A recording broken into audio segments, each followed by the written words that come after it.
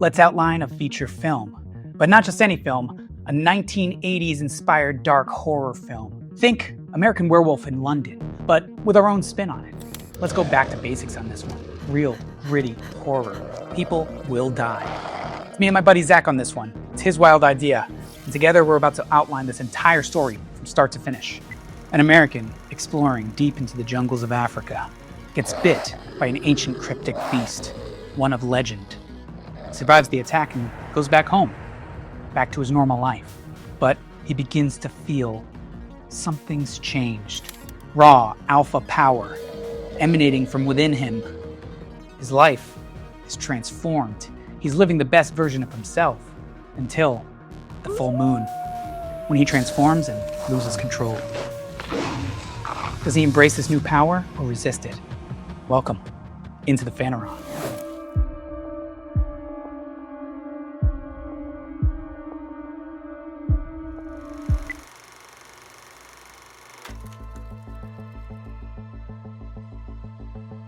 I've got a lot of ideas because I want to work on a feature, but I also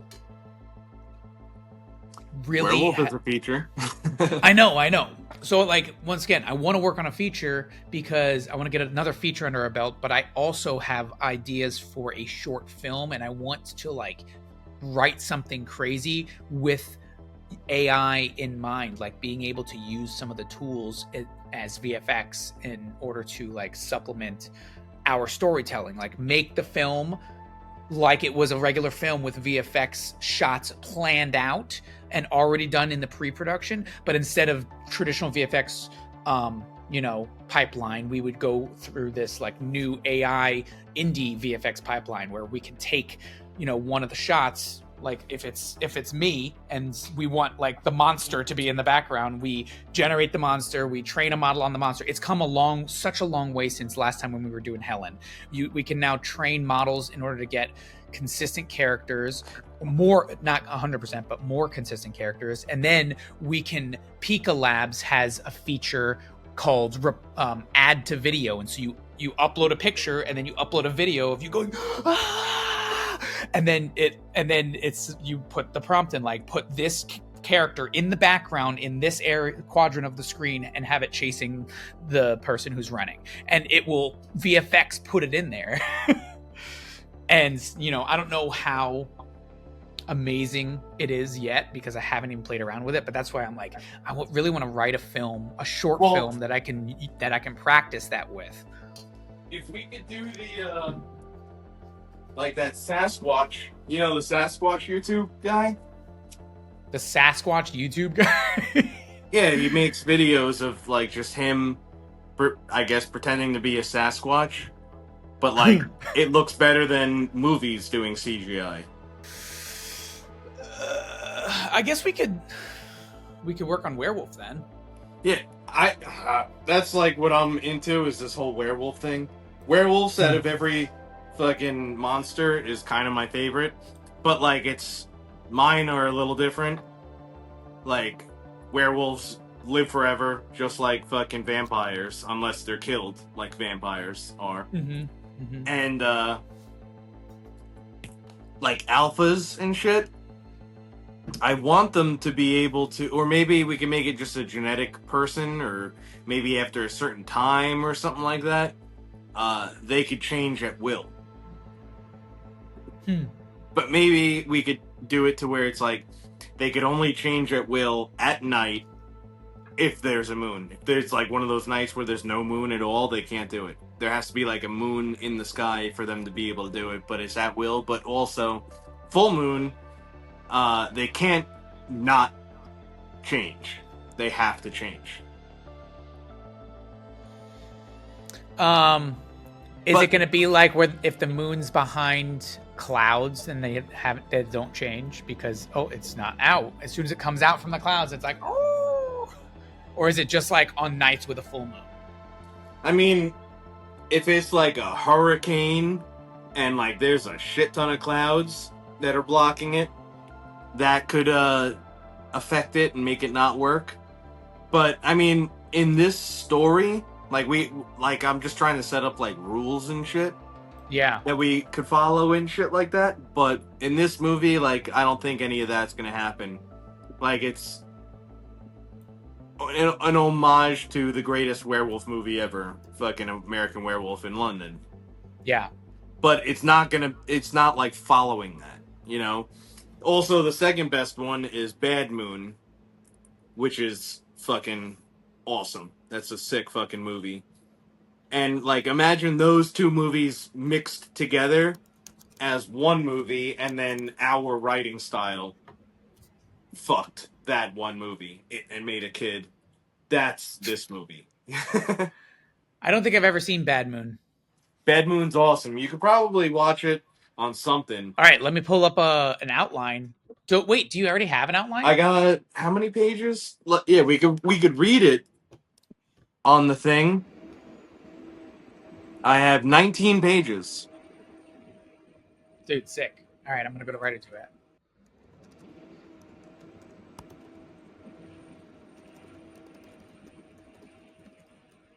God, this fucking truck is so loud. It's like right outside my door right here. There's this giant semi truck, and they're just, you can't hear that? I heard that one. It's like they're just pushing down on the gas because they're working on it. Some freaking cool like music on stuff. Interior, mud hut, day. A dying fire labors to shed light on the smoke-filled, sweltering hot mud hut. Thick metal stakes pounded deeply into the ground secure heavy metal chains that strap to a muscularly thin, malnourished African man, Alpha Wolf. Alpha Wolf suddenly jerks fully awake and instantly struggles to break free. Another African man, Hussein, enters the hut with an AK-47 strapped to his back. Alpha Wolf stops struggling and focuses on Hussein like a wolf watching a wounded fawn. Hussein looks down at Alpha Wolf with a scornful scowl. I will enjoy this the more you struggle, so please try harder. Alpha Wolf relaxes. You could be Alpha Wolf. Okay.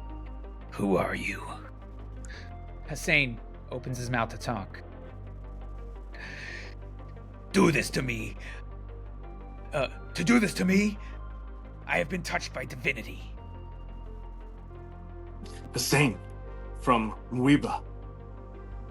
Alpha Wolf looks at Hussein, unimpressed. You will be destroyed tonight. Alpha Wolf laughs, genuinely. So, you will be the one to succeed where everyone else has failed, even myself. The spirit of my wife, my daughter, my son, they will see it done. Alpha Wolf flexes, straining to snap the chains. They will see nothing. Hussein squats down next to him, staring resolutely into his eyes. Tonight, all the Muiba you killed will see. Hussein exits the hut. Alpha Wolf flexes and pulls his... Alpha Wolf flexes and pulls on his chains. Cut 2. Exterior, Tanzanian? Yeah. Exterior, Tanzanian jungle. Afternoon. The overflowing Tanzanian jungle canopy expands in all directions as far as the eye can see. A vast dark ocean of trees and dangerous wildlife. Under the towering canopy, through the thick steaming fog, we hear the tings of a machete hacking away at branches. A large bouquet of fanning leaves drops. A large bouquet of fanning leaves. Oh man, my voice doesn't work tonight.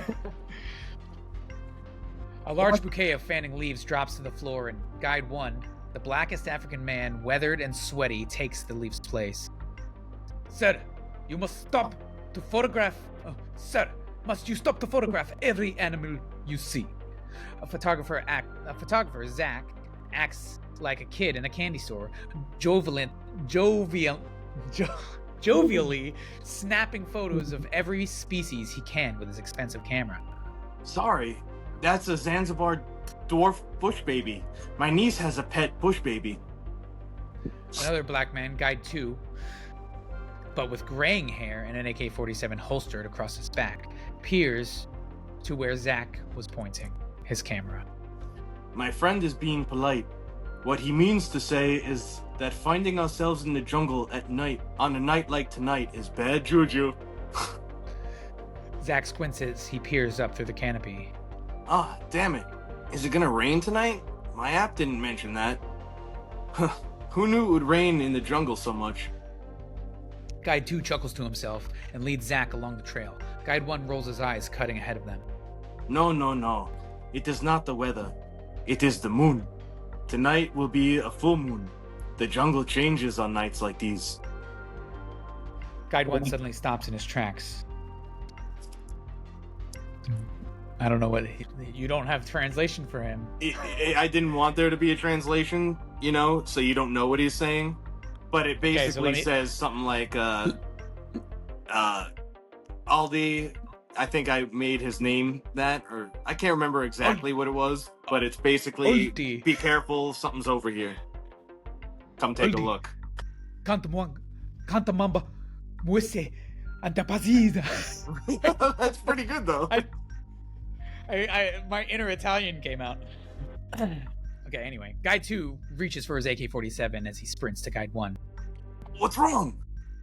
A huge black mamba is coiled on the branch, staring at Guide 1, ready to strike, and baring its black mouth in aggravation. Guide 2 raises his rifle, and with a perfect shot, the snake's head explodes in a poof of red mist. Zack winces at the sound of the rifle. Then, in a semi-stunned state, without looking through the camera, he snaps a pic of the headless snake. Asante. Guide 1... I think you know what that means. Asante sana, squish banana?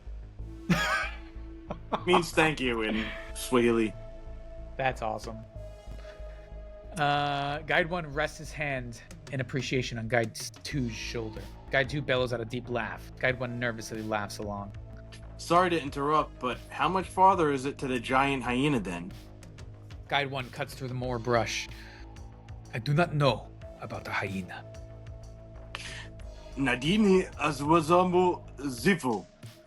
Yukakapa kata kawana niotio sioji. And it went Chinese there real fast. Zach's look. Oh, yeah. Zach looks back and forth from Guide 1 to Guide 2. Hey guys, no speaky Swahili, yes? Guide 2. Why exactly were you sent here? There were reports of giant hyenas. Witnesses put them at around 250 pounds. I'm here to document any evidence that these might be Pacrophanusia becrotalis. The guides look confused. A species of giant hyena that went extinct around 350,000 years ago. Maybe they didn't. Stop. Guide 1 stops short. He points his nose up, smelling the air. Guide 2 brings his rifle to the ready. His nose. He smells something.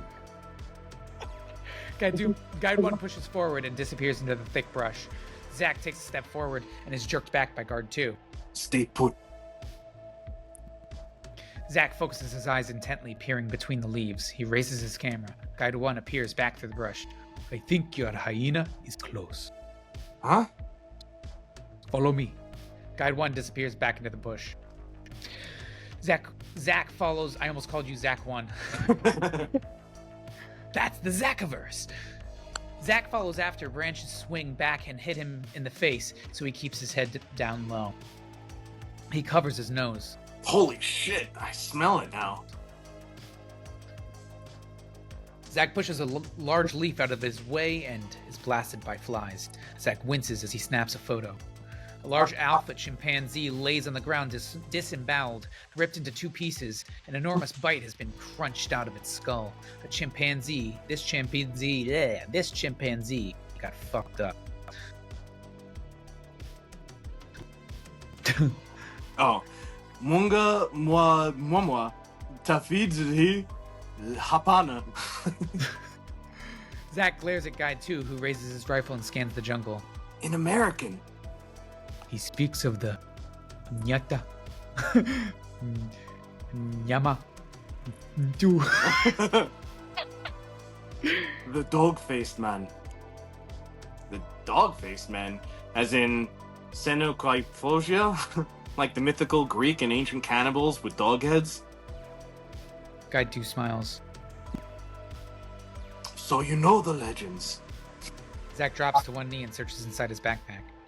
Yeah, well, no, not really. I know Greece, Egypt, and China have ancient tales. I didn't know Tanzania had its own hypertrithesis stories. The guides look at each other skeptically. Zach sighs. Hypertrithesis? It's a condition that produces abnormal hair growth all over the body, hence hairy dog faces. Yaman, you too.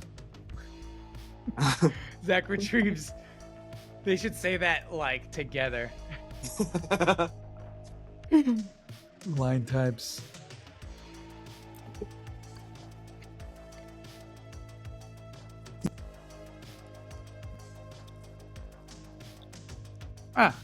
So. No. There we go. Yamanyutu. Nyamatu. Ntu.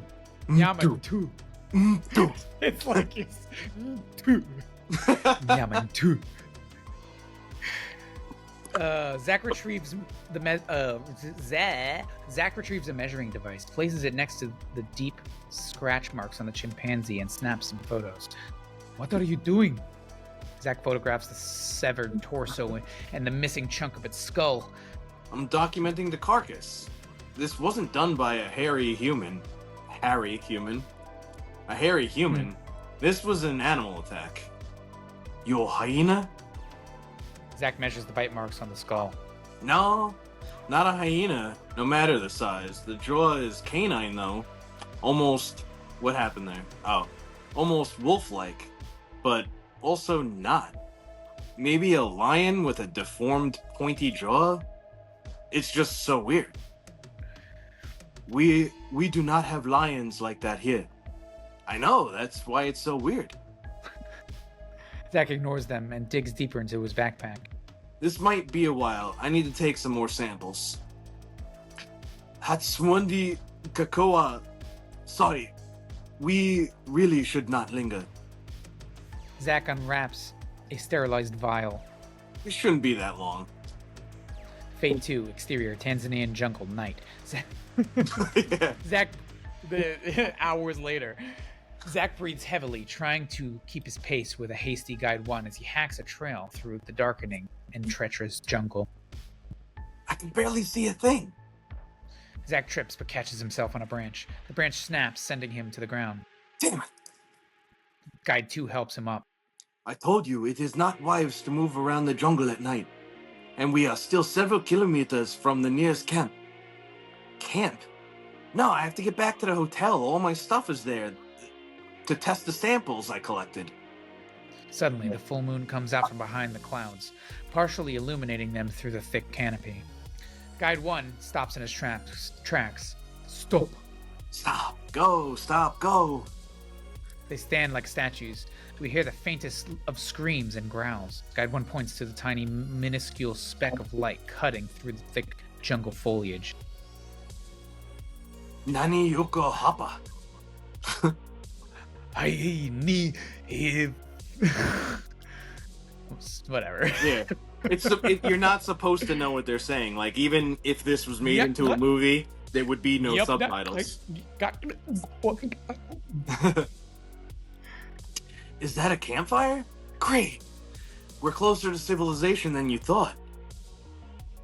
Hapna. I think they are poachers. Guide 2 readies his AK-47. We do not like poachers. We will put them down and leave them for the ants to clean their bones. Zach's eyes widen. Guys, I'm just here to take some pictures, not get part in some raid. Let's call this in. Yeah. Oh, that's you. Ridu hini nyada.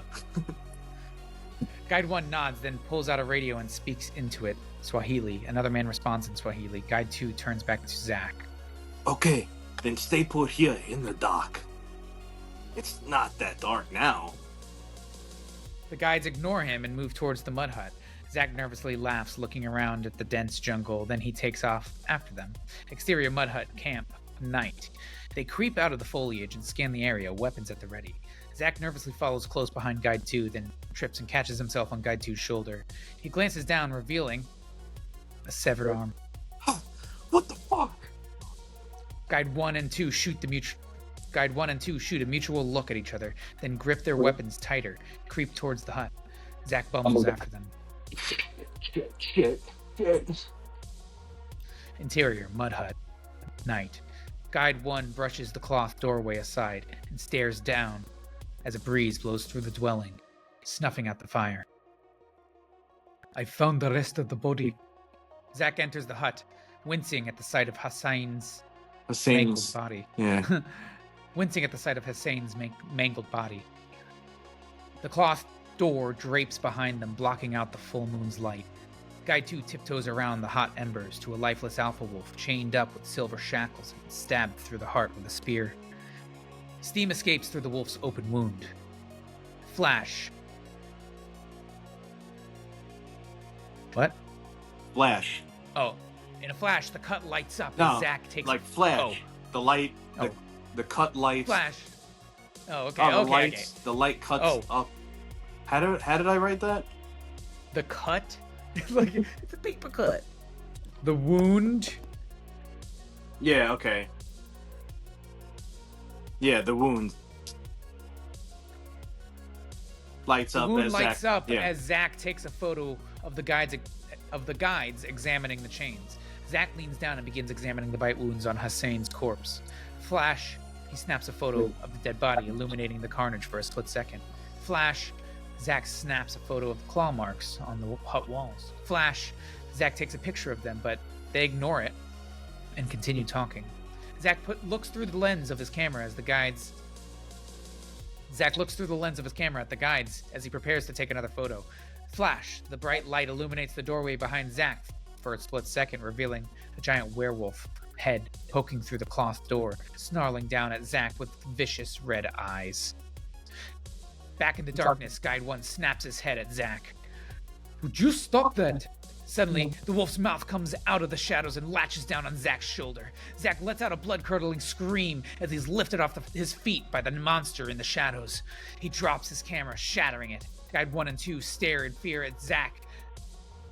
As Zach is pulled out of the hut and violently thrown to the side. The guides yell in unison and charge out of the hut after the wolf, weapons at the ready. Continuous. We stay in the hut and hear the sounds of gunshots and growling, followed by the sounds of screaming, flesh tearing, and the crunching of bones. Zach pulls himself along the ground back into the hut, leaving a trail of dark red blood behind him. The carnage continues outside. Zach collapses as the wolf howls outside. Then he loses consciousness as the sounds of the helicopter close in. Fade to black. Interior hospital sunset. Fade in. The sunlight shines through the window into Zach's face. Zach groans to himself as he lays in a lonely hospital bed. His wrists handcuffed to the bed. Zach suddenly jerks fully awake and instantly struggles to break free. A nurse runs in with her hands up. Please, sir. Okay, yeah, you do the nurse. Please, sir, calm down. Zach fixates on her like a wolf to a wounded fawn. The nurse stops in her tracks. Zach realizes as he snaps back to himself. Relaxes. Oh, Zach relaxes as he snaps back to himself. Sorry, what's going on? How did I get here? Nurse checks his vitals and IV drip, then presses a red button. Stay calm. You've been out for 10 days. You survived an attack. It's nothing. Zach spaces out. The nurse removes the dressing on his wound. Zach spaces out. The nurse removes the dressing on his wounded shoulder. Yes, I heard it was an animal attack. Zach's wound is gnarly. She cleans it. That looks like an animal bite to me. The nurse repeats. Nurse reapplies a new dressing to the wound. What do you remember? Zach snaps back to himself. That's not. Yes. Poachers and then a wolf? A giant wolf. A wolf? Yeah. A wolf? Zach snickers to himself confusedly.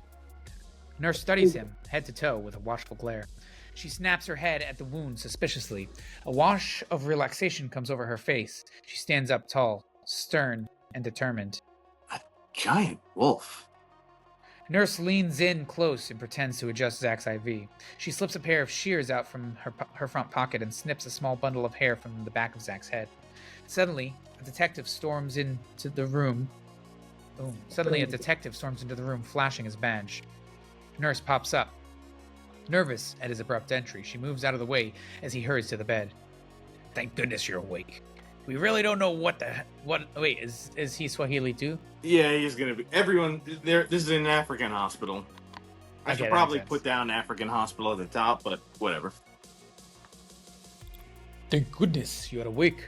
We really don't want another dead American on our hands. Nurse scurries out of the room looking suspicious. Zach lays back in his bed. To be honest, you're lucky to be alive after an encounter with a lion pride at night. Lions? No, it was a wolf. Detective lets out a guffaw, then quickly regains his composure. Mr. Zach, this is no joking moment. My accent's all over the place. The 3 dead bodies I have in the morgue were ripped to shreds. There were shell castings littered about the site, shooting every which way. It was a wolf. Or it was a wolf. Sir, Mr. Zach, what you're saying does not exist here in Tanzania. Which country do I live in again? Tanzania. We don't have wolves like that. Where's my phone? I need to make a phone call. Zach jerks at the handcuffs. Am I under arrest or something? Detective leans in and unlocks the handcuffs. Zach rubs his wrist. You're not under arrest. I wanted to hear what you had to say, but I see I'm wasting my time. Detective puts the cuffs away and retrieves his card, handing it to Zach. Sorry, your visit to Tanzania ended this way. Zach places his card on the desk next to his bed and watches Detective exit the room. Zach stares in his direction as he walks out, dumbfounded. Then he sighs, then looks out the window at the setting sun. He lays back in his bed and closes his eyes. Fade 2, interior voodoo hut, night. Nurse ties Zach's hair together with a twine. She then ties his bundle of hair to a voodoo doll. Hanging on the walls are bones, beads, sacrificial symbols, and candles. She uses a candle to light a smudgeon and fills the hut with smoke. She begins to chant an ancient Swahili dialect. Cut to interior hospital, day. Zach sits in the hospital bed, flipping through the local channels. He stops at the Nigerian action movie with the worst CGI helicopter explosion. Cool. Back to interior voodoo hut, night. Nurse picks up a cage with a chicken. She places a tin bowl on the dirt floor. She reaches in and grabs the chicken by the neck. She holds the chicken over the bowl and slices its throat, pours the blood into the bowl. She starts to chant harder. Back to interior hospital, night. He continues flipping through channels. Suddenly, he tenses up and his eyes roll back into his head. He starts to convulse. What if we made this capital? What? Suddenly, he tenses up. His eyes roll back into his head. He starts to convulse. The night nurse runs in and tries to hold him down. We go into his head. We see wolves howling and the voodoo nurse chanting.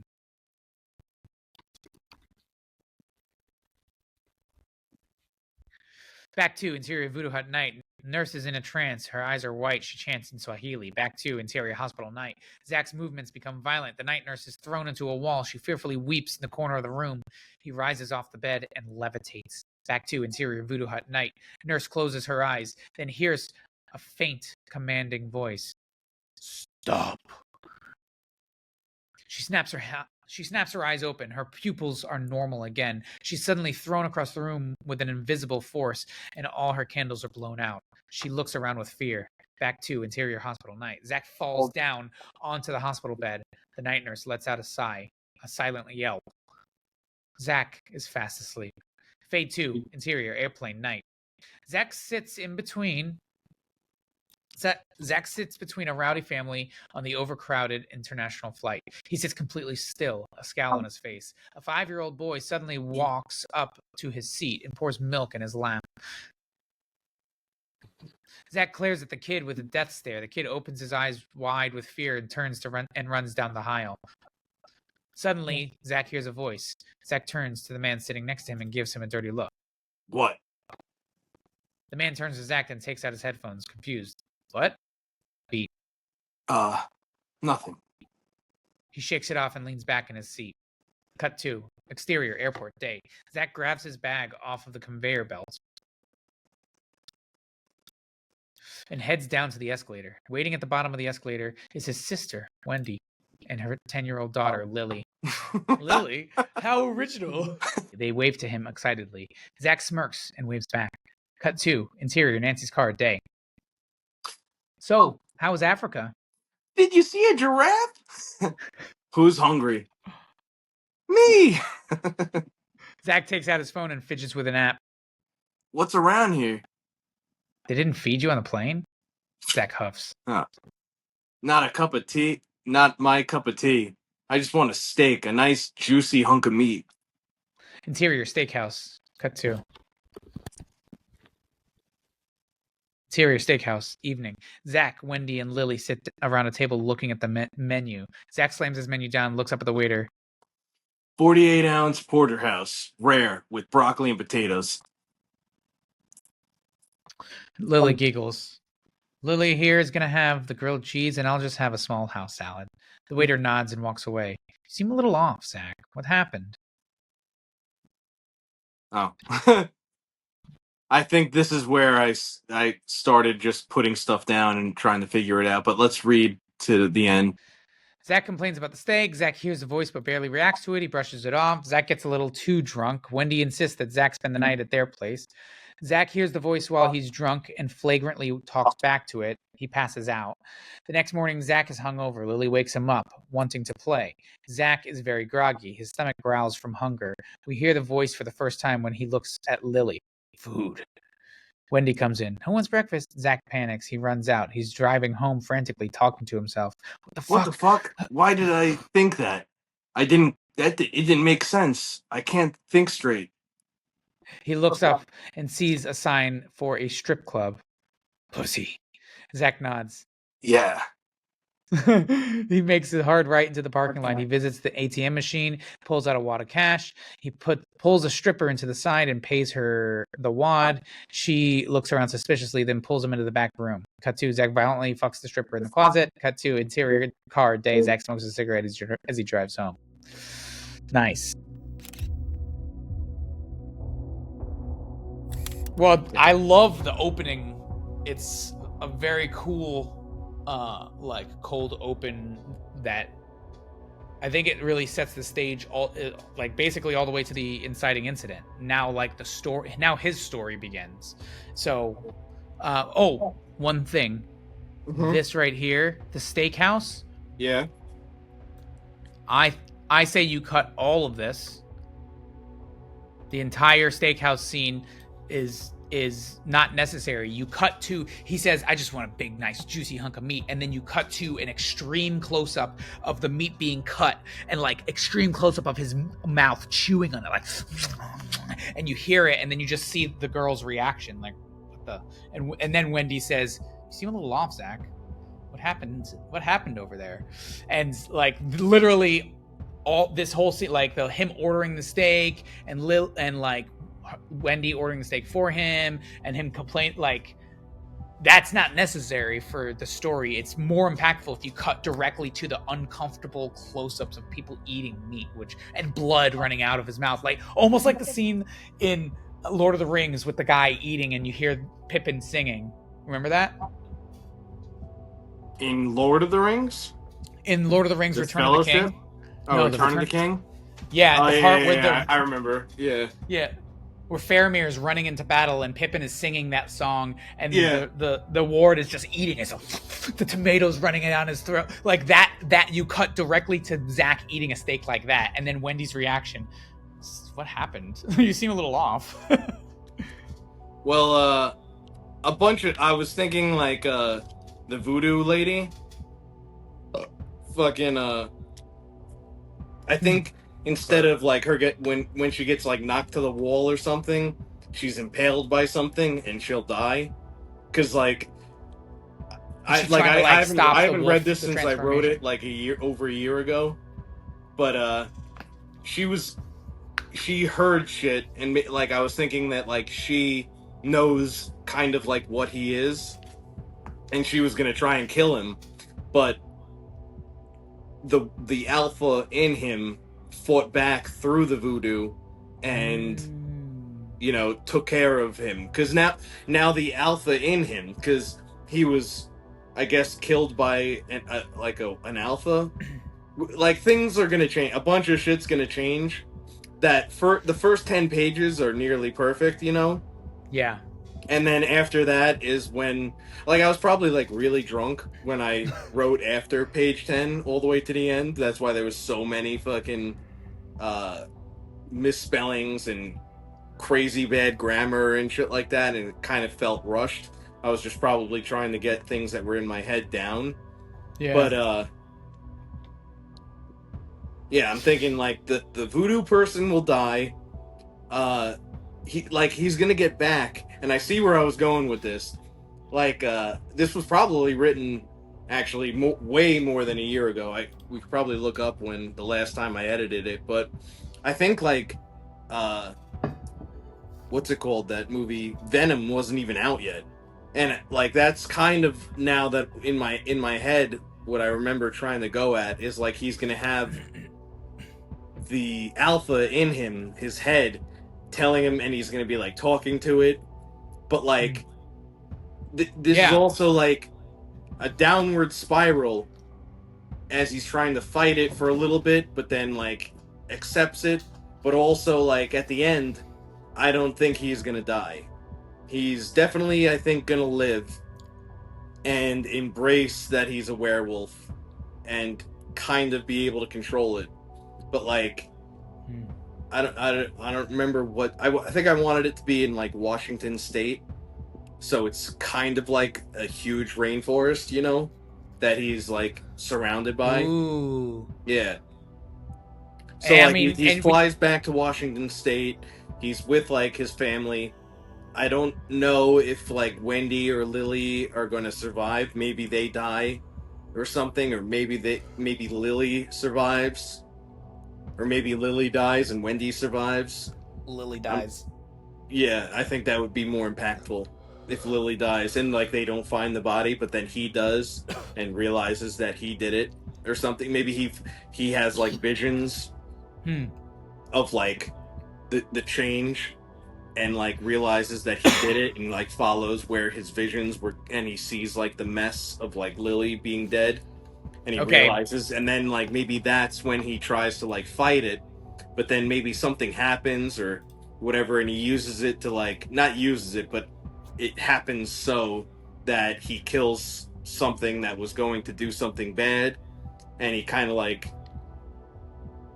understands that like he doesn't want to die, he's not gonna, like, I feel like when these monsters like a vampire or a fucking werewolf, or these kind of monsters, once you get it, like the virus or whatever it is in you, like it has an absolute instinct to survive. So even if you like tried to kill yourself, like it wouldn't let you do that, Yeah, almost like, well, that's why he said in the hut, you're going to succeed where everybody else failed, including myself. Yeah.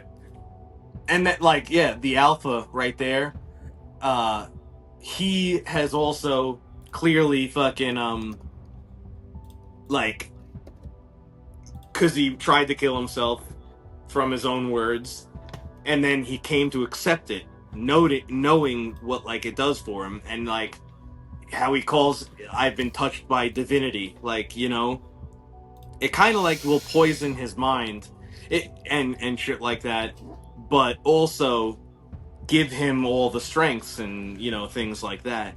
And like he's gonna, like, the way he likes food now way more. He's Mhm. gonna like be like almost like a seductionist, I don't know, a seducer or whatever. You have Hmm. like that alpha pheromones, so women are gonna be flocking to him. He's not gonna want to get rid of it. So, okay, People, let's he'll think. not like be able to stare at people and natural, like a big fucking Mm, brawly guy at like a bar or something thing in like a flannel shirt, fucking lumberjack type. He's gonna get mhm. into like a bar fucking fight or want to get into a bar fight with him, and he's just gonna like look at him, and the guy's gonna be like, and just be like, fine, and then just like walks away because like that pheromones and shit. Yeah, and the stare down. Like Yeah, sometimes wolves just have to stare for a while, and then the weaker one eventually is like, okay, this is too much. I'm yeah, backing off. Um, I like that. Okay, and so what you were saying earlier is that maybe if you're experienced enough, or like the alpha can control himself when he's changed. And so like when he's like, you're gonna regret this, it's not because I'm about to lose control and I might kill you. It's because I'm about to change, and when I do change, I'm coming after you because I can control myself because I'm the alpha. And so maybe part of Zach's journey is that he starts learning how to control it, uh, while he's actually a wolf. yeah, and like uh to a lifeless alpha wolf. Hmm. Hmm. Like even that, like that's in page 10 exactly.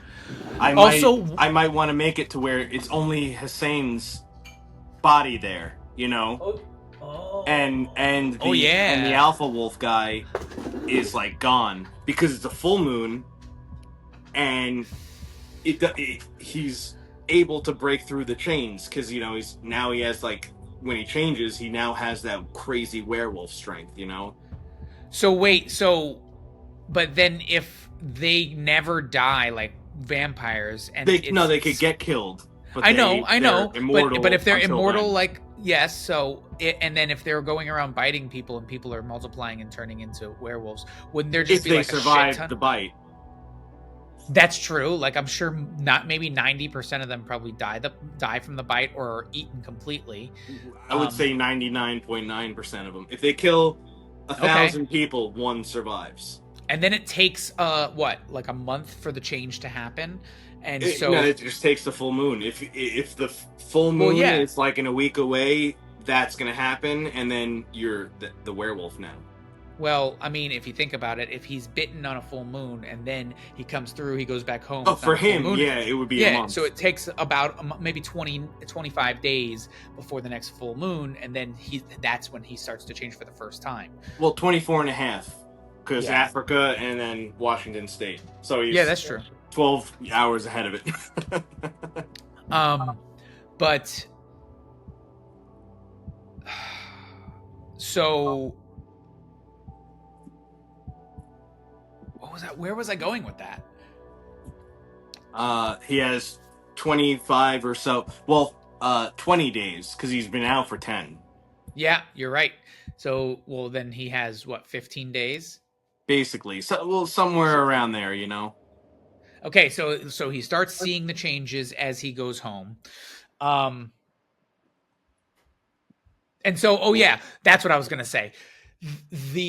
That would weed people out as well as as they go through the first change, they might get killed because they're out of control. Like they might be in the middle of like A public, city, and yeah, yeah, and get because they killed. don't know what's happening, and then all of a sudden they change and there's like police officers and they're like, what the fuck's happening, and they shoot Yeah, they it. shoot a bear, a loose bear, or whatever they're Yeah, thinking, and then it turns out to be a person. Because it's going to be like that. Like when you die as it, you're going to turn back into a back into human, a even person. even though that might not even come to you. Might not even be able to see that. You know.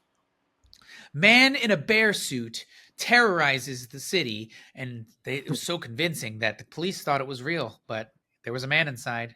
Yeah. So, where did the suit go? Nobody knows. He threw it before he got shot. Yeah. Yeah, and that's CNN's coverage. Um so okay, cool. I like this. I like this.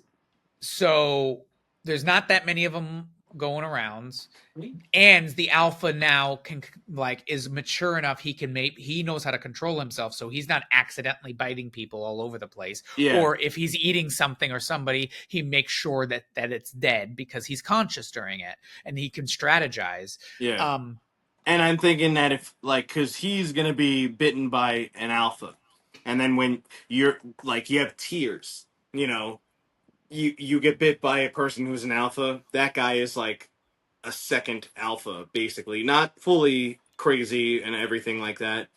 But then if that guy gets a guy, he has lower and lower and lower like, he'll still be a full werewolf and have all the werewolf shit when he turns into a werewolf, but that control and everything like it during his human time is lower and lower and lower.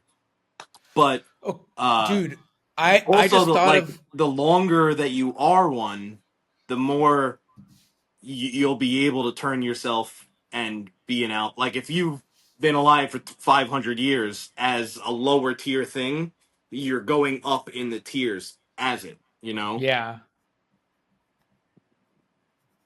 Okay, hear me out. Zach at first feels great, right? The pheromones, the confidence, the authority. He like all this awesome stuff is happening, and then he changes the first time. Okay, he changes into a werewolf for the first time on the first full moon, and he kind of goes on a killing spree. But maybe nobody he kills dies. Lily. No, wait. First night. I think that should happen, but not on the first night. At first, he doesn't kill any people. He like kills a bunch of animals at the zoo, and then he wakes up and he's like, "What the hell happened?" And then he's kind of catches on. Like, if there's zoos around Washington. In Washington, like that. There definitely. Or maybe he goes out into the woods and kills a bunch of animals, and on the news the next day, like, all these animals were found dead, like it looks like a massacre. And then he's like, okay, well, nothing bad happened, and when I'm a human, I feel great, and all month long, confidence, all this good stuff happening. And then he prepares and he goes out into the woods, and he's like, okay, I'll do this again. And the second time, a person dies. But then he like brushes it off, like, okay, it was just one time. Like, maybe next time I'm gonna chain myself up.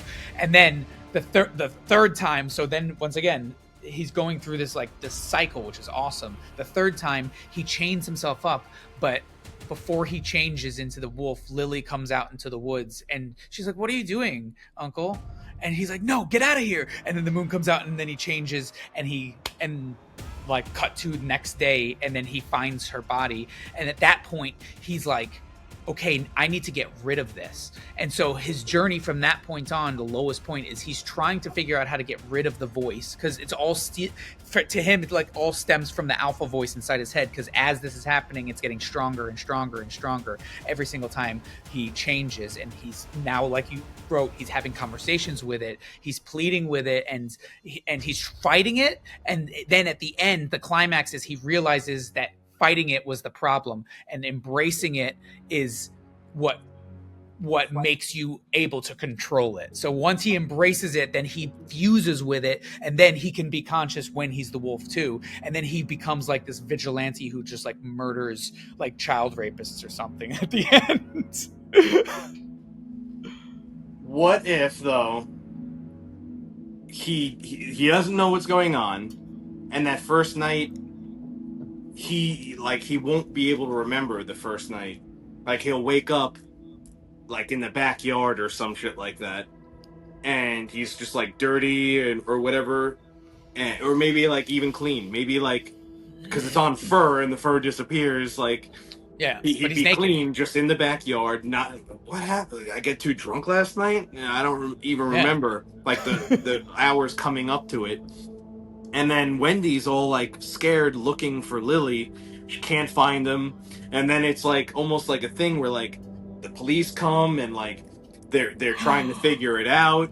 He doesn't remember, and then maybe like a week into it, as you know the movie goes, he starts like he'll wake up from a dream, and it was like in the dream he was like cornering Lily somewhere or something, and he starts having these nightmares of him killing Lily, and then the next moon comes, and now he's like getting more and more used to it as the second change would happen, and like he wakes up in another spot again, and like he's like suspicious, and like maybe has like a flash or a vision right when he wakes up of like something, and then like the cops maybe find the girl, and like they think that it was just like wolves or a bear or something. But they find Lily? Clearly, yeah. Maybe they'll find Lily like 3 weeks or kind of right before that change, the next change.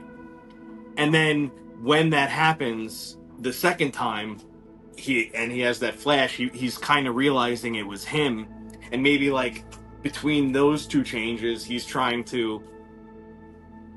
he realizes he's like bad, and like he's trying to get rid of it, maybe even tries to kill himself, but it's not letting him. And also this time he's having that alpha talk in his head, you know. So and it's getting stronger every single time. Exactly. And then like maybe like he's like resisting it, saying like no, and like I have to fight you, and I have to get rid of this, and then that second change or the third change or whatever one we're at happens, and he like wakes up, he feels so good, everything good is happening, and like it'll be like, you feel good, don't you?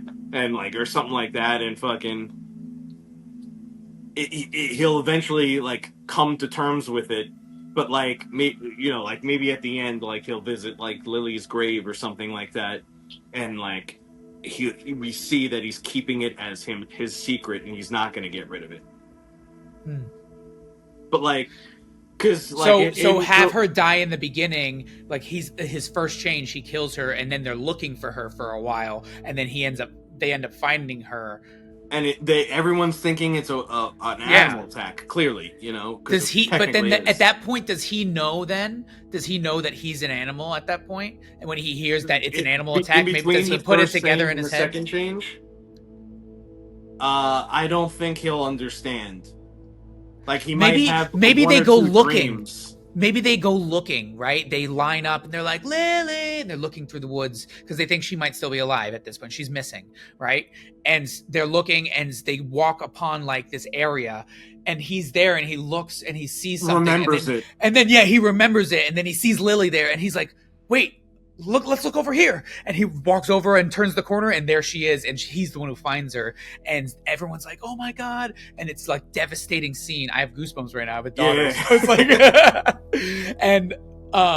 and then he's like back, he's grieving, and he's just like thinking about it, and that's when the alpha wolf like starts talking to him for real. And because he like you wrote, at the first time he sees her, he hears food, and he's like, I'm hungry. Yeah, exactly. Like, not for her, but like I'm hungry. It's like, and every time she walks into the room, he gets hungry. He starts salivating, and he like realizes it, right? And so he's starting to put it together, but then that second change solidifies it in his mind, because maybe he ends up in the same place. He wakes up there at that same place. He blacks out again, and he's like, it was me. Fuck, it was me. And then he tries to kill himself. And the whole time the alpha is like fighting him, like, you can't fucking die, like, you're stupid. Yeah. But wait, even if you do shoot yourself, it's not going to do anything. It has to be like a certain way. Maybe it actually does have to be like we don't know yet, but maybe it does have to be like a silver bullet, like in the. Yeah, but if he knows that, he could put a silver bullet in a thing and shoot himself in the head. Or maybe the alpha.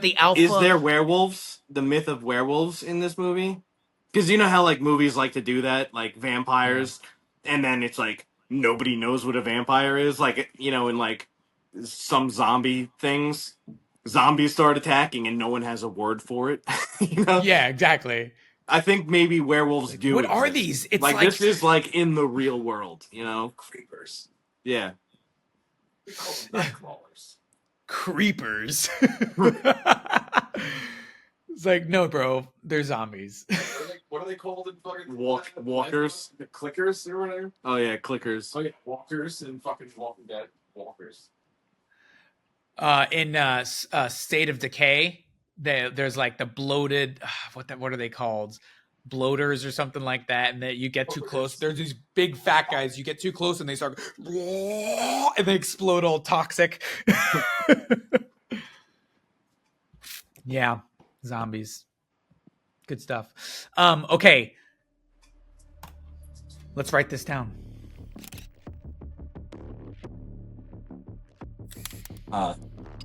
On his first change, he ends up killing Lily.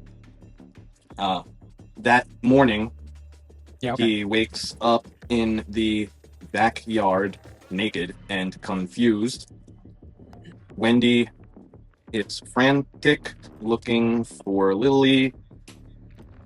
Cops come and they search for her and find nothing.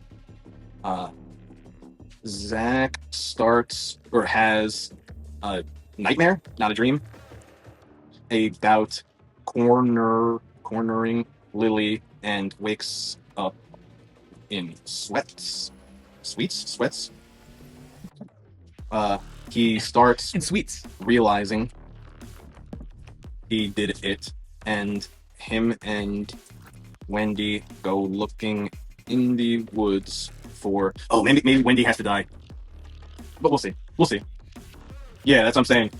Wendy maybe could die at the end. That could be the He climax. has Dude, that's cool. or memory vision, memory vision, and when they get to a spot that he recalls from his change and follows his footsteps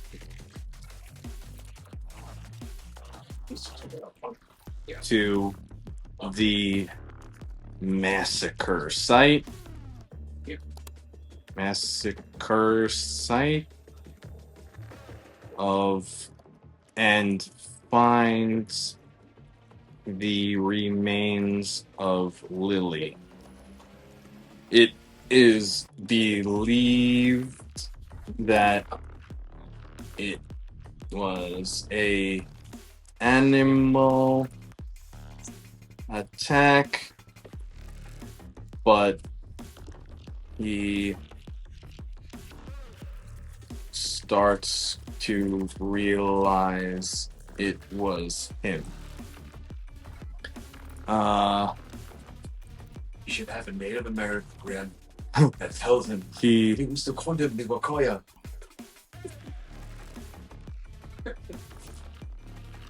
But you know, that's werewolf.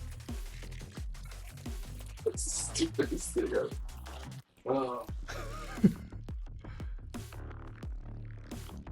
You know that as werewolf. he fights with himself that month, trying to kill himself, but the alpha in him doesn't let him, and the next moon he changes again. He feels great in the morning, and the werewolf ness has started to poison his mind, and he starts to accept it. That this month,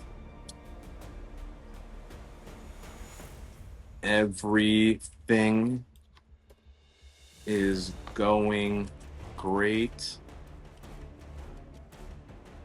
Yeah, maybe the whole movie isn't revolved around him and his relationship with his sister, because that would suck in a horror movie. You know, it's not a drama horror movie. It's like an oldie '90s awesome fucking werewolf movie. You know, so like maybe he goes back to his place, also in Washington, and goes back to his life. Okay, yeah, I'm gonna put that down. He leaves his Yes, put that grieving down. sister Wendy and goes back to his life, and the wolf starts to work great in his life. Hmm.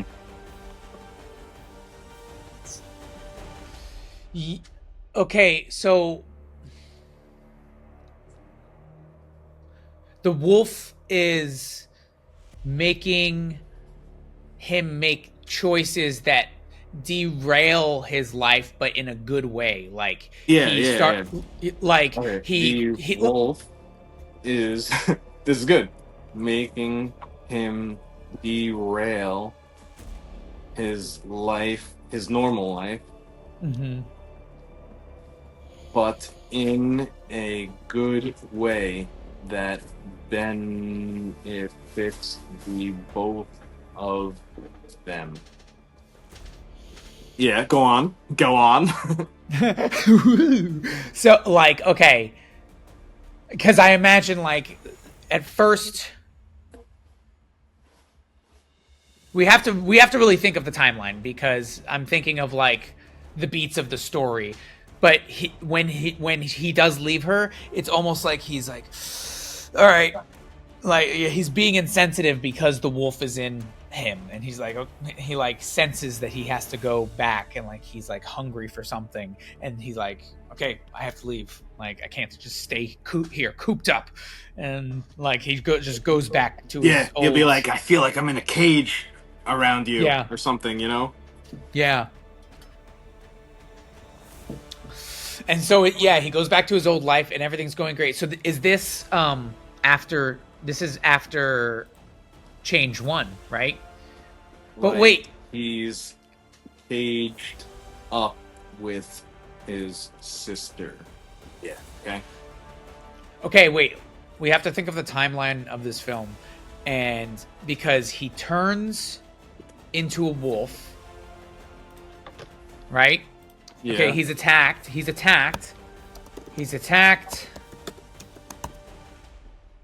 goes back to Washington. And then it takes 20. Wait, no, you said 15 days, right? Or so. It's not that important. No, Because we'll it make it kind of work. is. No, it No, kind of is. I mean, Well, we're not going to follow him on every single day. Like, we could skip days to where it happens now on the day of the change. It's the change now, you know? I know. So, but so the question is, does he stay with his sister for 15 whole days after he gets back until he changes and kills Lily, or does he go home and he starts feeling really good and everything starts going great, and he's like the wolf is not really like strong in his head, but it's directing his choices, and he's just like trusting it because it's not a conscious voice in his head. And then when he changes for the first time, and then he wakes up the next morning, and that's when everything feels off, and then he starts hearing the actual voice, like actually speaking to him instead of just a one word or just like a sensation. Yeah, And maybe and that's when maybe that the night conflict before really his second starts. change. Yeah, the night before his second change, maybe they have their first conversation, like back and forth, you know? No, the night before his first change. Or no, the night after his. Yeah, The because that first real change, conversation. he's not a werewolf yet, you know? He has He to becomes a actually werewolf. change, and then it turns him into the werewolf.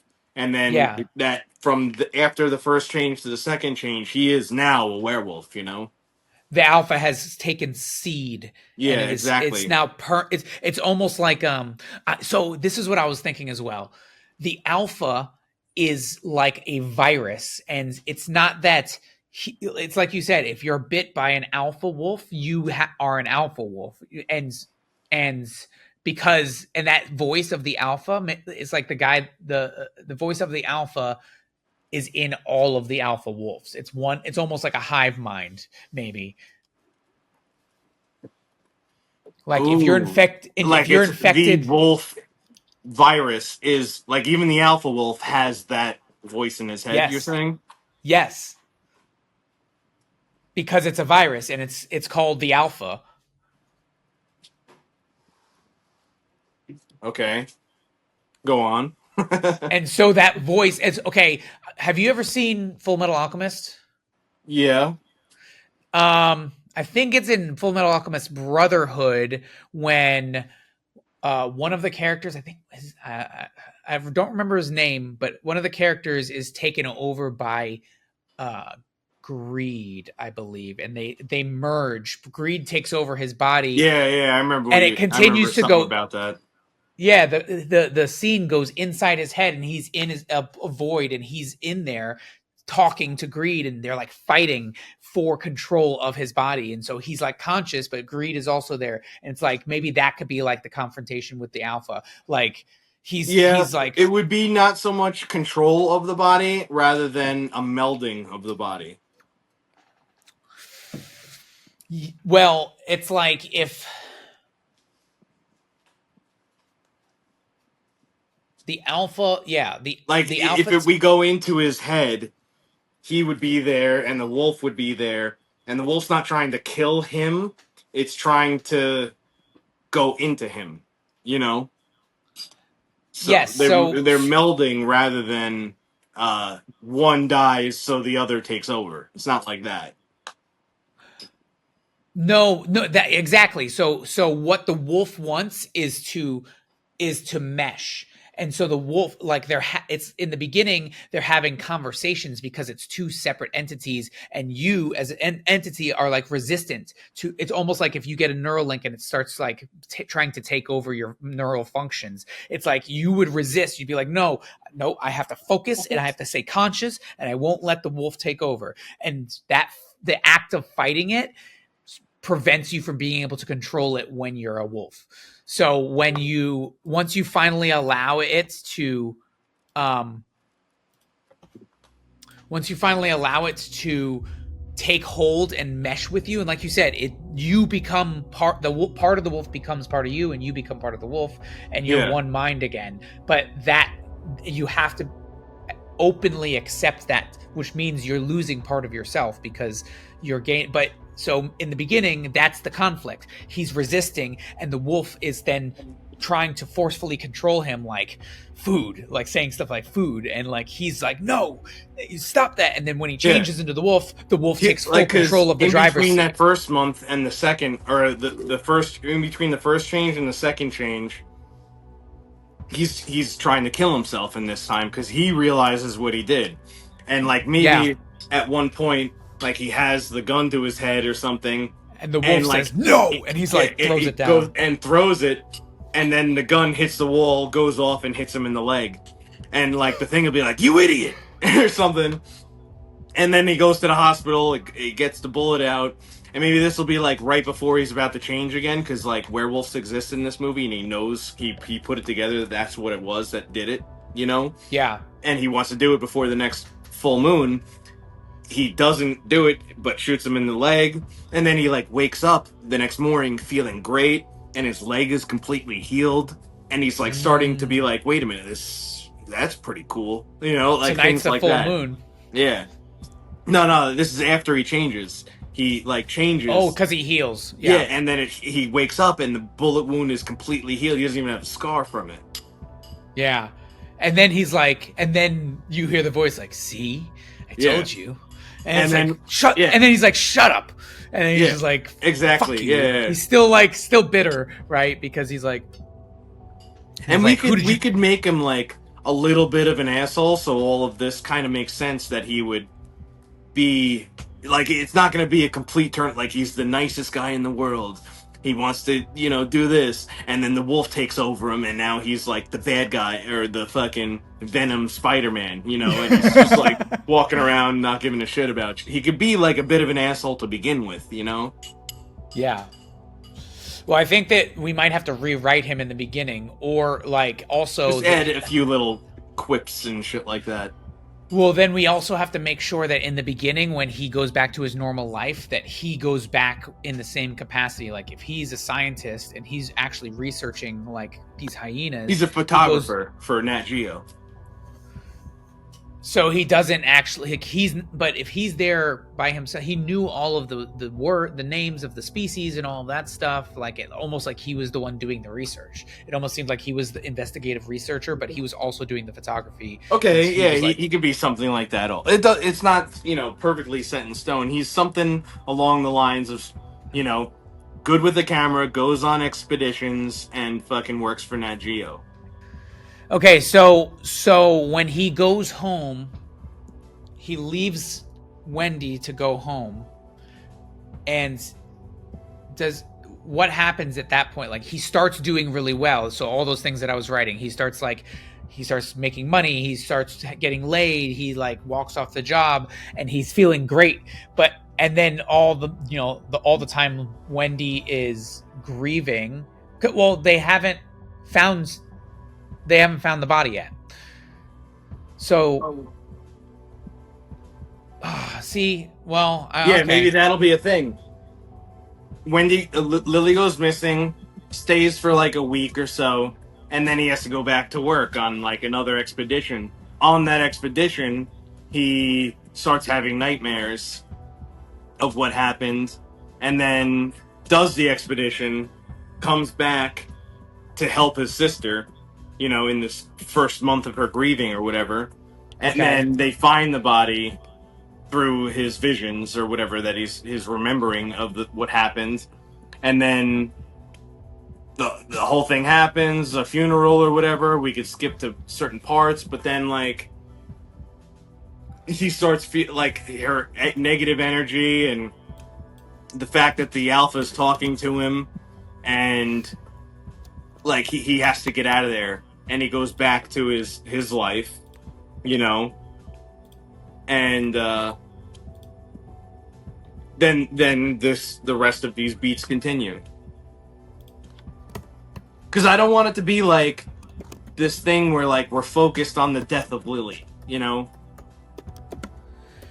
I don't know. I think that you're leaving some really awesome storytelling on the cutting room floor, because you want it to be like a specific like feeling, but when you're thinking of like the timeline of like the choices that people make and like the emotional connections that people have and the way that like stories have been told in certain movies, like emotional connections like that are like the worst part of the movies. Like if you're watching a werewolf movie, you don't want to watch him be like really like struggling with the werewolf and then like drama and then like relationship stuff. You came there to see like a werewolf movie, and werewolves do awesome shit. That's what you want to see. You don't want to see him grieving with his sister. I guess that's filmmaking is subjective, and that's your opinion, because I like stories that have elements of horror but are done in a way that is unexpected, where it's more about the character, it's more about the story. The other night I just watched Meet Joe Black for the first time, and at first it was like creepy because it was death coming to haunt a man and say, I want to follow you and see what it's like to live in your life. So instead of killing you tonight, I'm going to let you live an extra 2 weeks if I can follow you around. And he's like, okay, I guess those are my choices. I'll let you follow me around. It starts out kind of creepy, and then it turns into a romance. And I was like, at the end, I was like, that was a really good story. I didn't expect it to turn into a drama romance. Yeah, I don't want to have that feeling at all in this movie. All right, well, Meet that's Joe fine. Black, that's a completely different movie. Well, I know, and that's not what I'm saying this movie should be. But I'm saying that like when you have. I think it's a cool way to tell a werewolf story where he's struggling, but then he ends up embracing the werewolf and like the animal inside him. It can be a reflection of so many things in this world. And yeah, and it's not fucking all action and gore and guts because we don't have a fucking budget for that. So it's got to be more about the relationships and more about the people and less about the wolf. Kind of want it to be about the wolf though. Like that's the most in a werewolf movie, the most interesting part of the movie is the werewolf and the Yeah, but I things that thought he that does we with were the werewolf. but we're trying to write a film that we could potentially film that's doable, that's not $100 million budget. Well, yeah, well, with this AI stuff, it doesn't need to be. We That could this do all no of this. Just a few actors, all the gore in the scenes could be AI. The werewolf could be AI. Everything could be AI. It could be done by us. I imagine that maybe three, like, I was imagining maybe 3 scenes with the werewolf in total. Oh, no. Like, almost like Jaws. Like how Jaws is a horror film, but it's not, but you barely see the shark. Like, because it's tension building, it's like you see glimpses of it. You, like, in the first attack, it's not like a crazy CGI fucking action scene. You see in the shadow, you barely see like the snout of the wolf that's done practically on the person. Yeah, it's not like, but you know what I mean? We have to do it smart. If he would have had more shark. But we don't have more shark. We have the same amount of shark he had. No, dude, it's not going to look good if we lean on it too much. We have to use it minimally, like Spielberg did in Jurassic Park with CGI. There are 16 shots total of CGI in all of Jurassic Park. And it holds up to films today because he didn't overuse it. He knew the limitation of the tool, and AI is still very limited. He used puppeteering instead. No. Well, yes, he used like suits and robots and animatronics and stuff like that, which we also don't have. So we have to say, okay, cool. Like, we're gonna make this cool horror film. If we make it good enough, maybe somebody would want to pick up and help with it, who has those capabilities. Yeah, but I'm sick of writing films with high budgets that are never going to get picked up. It doesn't need to be that high. It's a werewolf movie. They're not going to put that much into it. We're not going to get like Benicio del Toro to be the Wolfman, you know? Well, when I was talking about using AI, I was not talking about making a CGI spectacle and making it look like AI slop. I want to use it so minimally that people wouldn't be able to tell that it's AI, and people might be like, "Oh, dude, they did some really good VFX in there," and then we could be like, "That was AI," and people would be like, "What? Seriously? There was like barely any, like it didn't seem AI." It's because 99 or 94% of the movie was a real movie that was shot practically by us for like $100,000. Not this movie. If it's, I'm okay writing it. I'm just saying, when we went into this, we were talking about making it shootable, and that's what I meant. Like, I'm not. If we use AI the way that the AI influencers are using it, it's gonna look like shit. I don't want our movie to look like shit. Let's write it to just publish and not to shoot. So let's just write it the way that we imagine it in our heads. Yeah. But yeah, it's like, that's what I mean though. Like it could be dumbed down a little bit with like the CGI of werewolves and all that kind of stuff. But like, definitely we're not lingering on his sister. It's not a story about a guy and his relationship with his grieving sister. I think that would be a more interesting story. People who go to watch werewolf movies or horror movies, like, they don't want to see a guy's relationship with his sister. They want to see him dealing with being a werewolf. His sister is a tool rather than a key point in the book or the movie that we're writing. Well, then maybe we shouldn't do the death of the little girl then, because that's gonna, like, that sets that up perfectly for that to be the main conflict of the film. If we don't do that, if we do something else, then I feel like it would flow better. That like throws it off. If that's the direction you want to go in, then having his daughter, his niece die in the opening scenes is probably not the right way to go. If you want it to be like more dramatic and dark, that ends like, and then the relationship with the sister makes sense because it's dark. He's like, he killed his sister's daughter. Like, that's dark, and he has to deal with that shit. I don't care how much of a badass you are, that's gonna fucking destroy you on the inside. And that's the Okay. interesting thing about his character, is That that could he's be a like thing. devastated. Well, Yeah, maybe actually on the night then he doesn't kill Lily. Maybe he goes out. Yeah, has like he's not understanding what these feelings are that he's getting. You know, the to get shit, and he goes to a bar, goes to hook up with a girl that he seduces with his fucking alphaness, and wakes up in the woods the same way we were just talking about, and then and then that girl's and missing. they don't go looking for her because he doesn't even remember, and then that girl goes missing, or yeah, like he tries to call her, nothing happens, or whatever the fuck, and like maybe he doesn't try to call her, but like and the police come to him and are like, "You were the last one seen with her at the bar," Ooh. and like, but like then she's found, ripped apart, and they're like, okay, well, you didn't do this. It was clearly a bear that did this, or something like that. All right, Yeah. yeah, we'll do that. We'll get rid of the whole Lily plot point. Okay, cool. That way, it could just focus on him and his werewolfness, and Yeah. then he could safely leave his sister and go back to his life and have cool shit.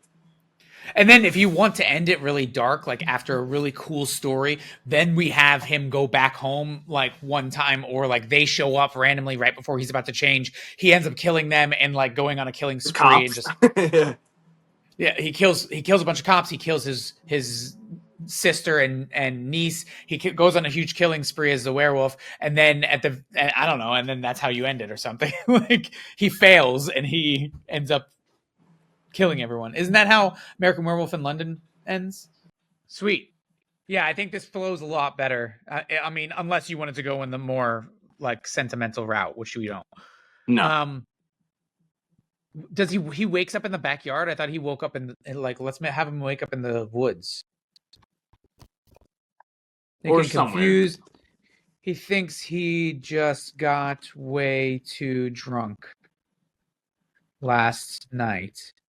Then he starts seeing stories on the news about a missing girl. Well, I think the cops would come before that. Before it makes news, because they don't have the body yet. So they're not going to make news Or about a missing girl. well, Girls go missing what all if the it's time. just like, what if he like, okay, like he goes about his life again, everything starts like getting better again, and then he sees a news about the girl's dead body, and as he sees that, like, there's a knock on the door and that's the cops. Goes to work.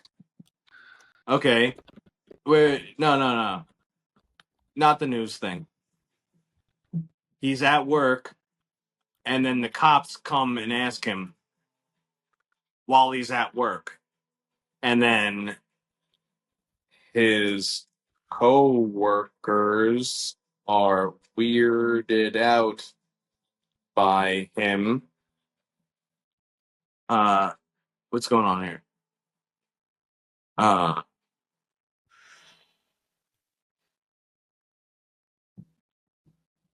He deals with that.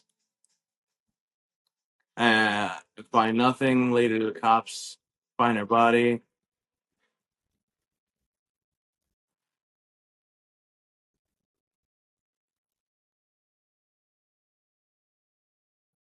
Search him and his place. It's so hot in here. Yeah.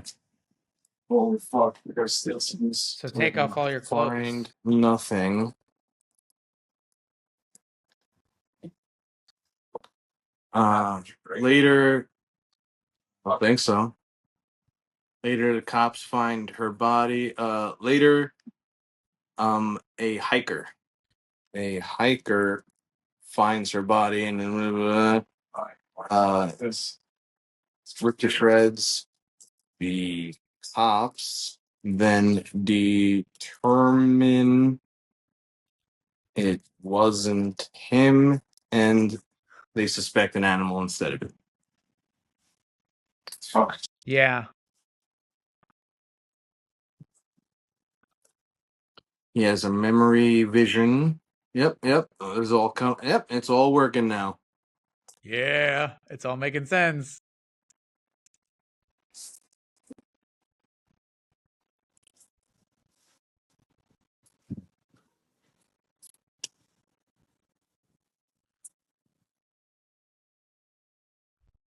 Oh, fuck.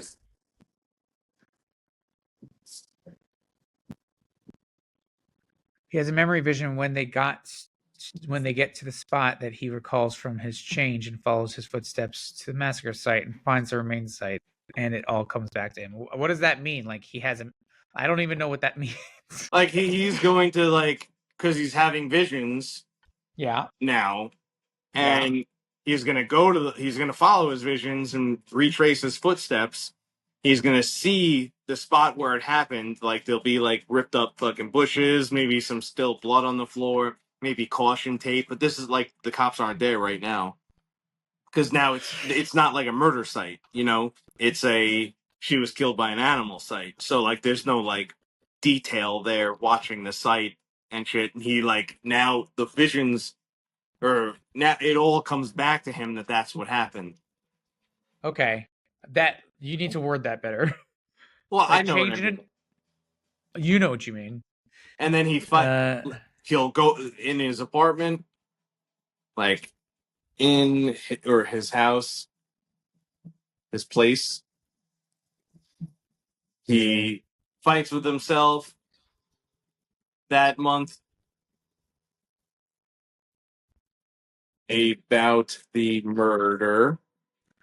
That month tries to kill himself, but the alpha doesn't let him. And the next moon he changes again.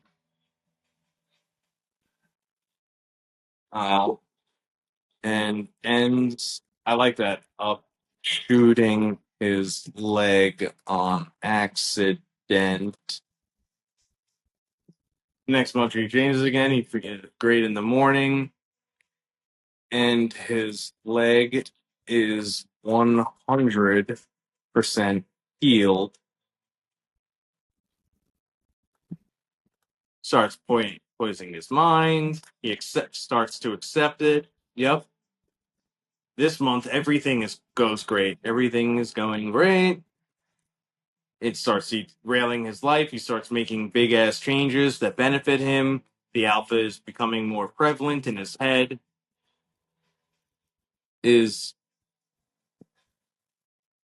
I'm just gonna say is prevalent in his head now. yeah.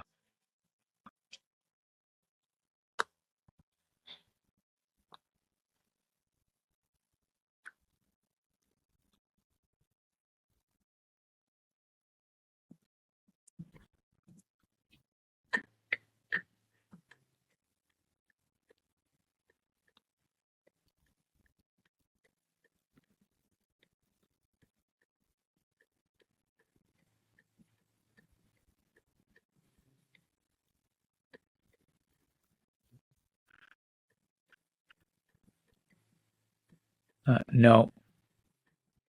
Yeah, like there'll be like visions and weird shit that's gonna happen. Like that what you just wrote with the fucking but the alpha like he's relieved but the alpha makes him feel guilty or something. Like maybe he'll be in his house doing a thing, researching something or whatever the fuck, and then like his mouth starts drooling blood and he's like, oh, what the fuck, and then like snaps out of it, and there's no, his mouth isn't drooling blood, he's completely clean, and then the alpha would just be like, do you remember her taste or something like that. Ooh, yeah, I like that.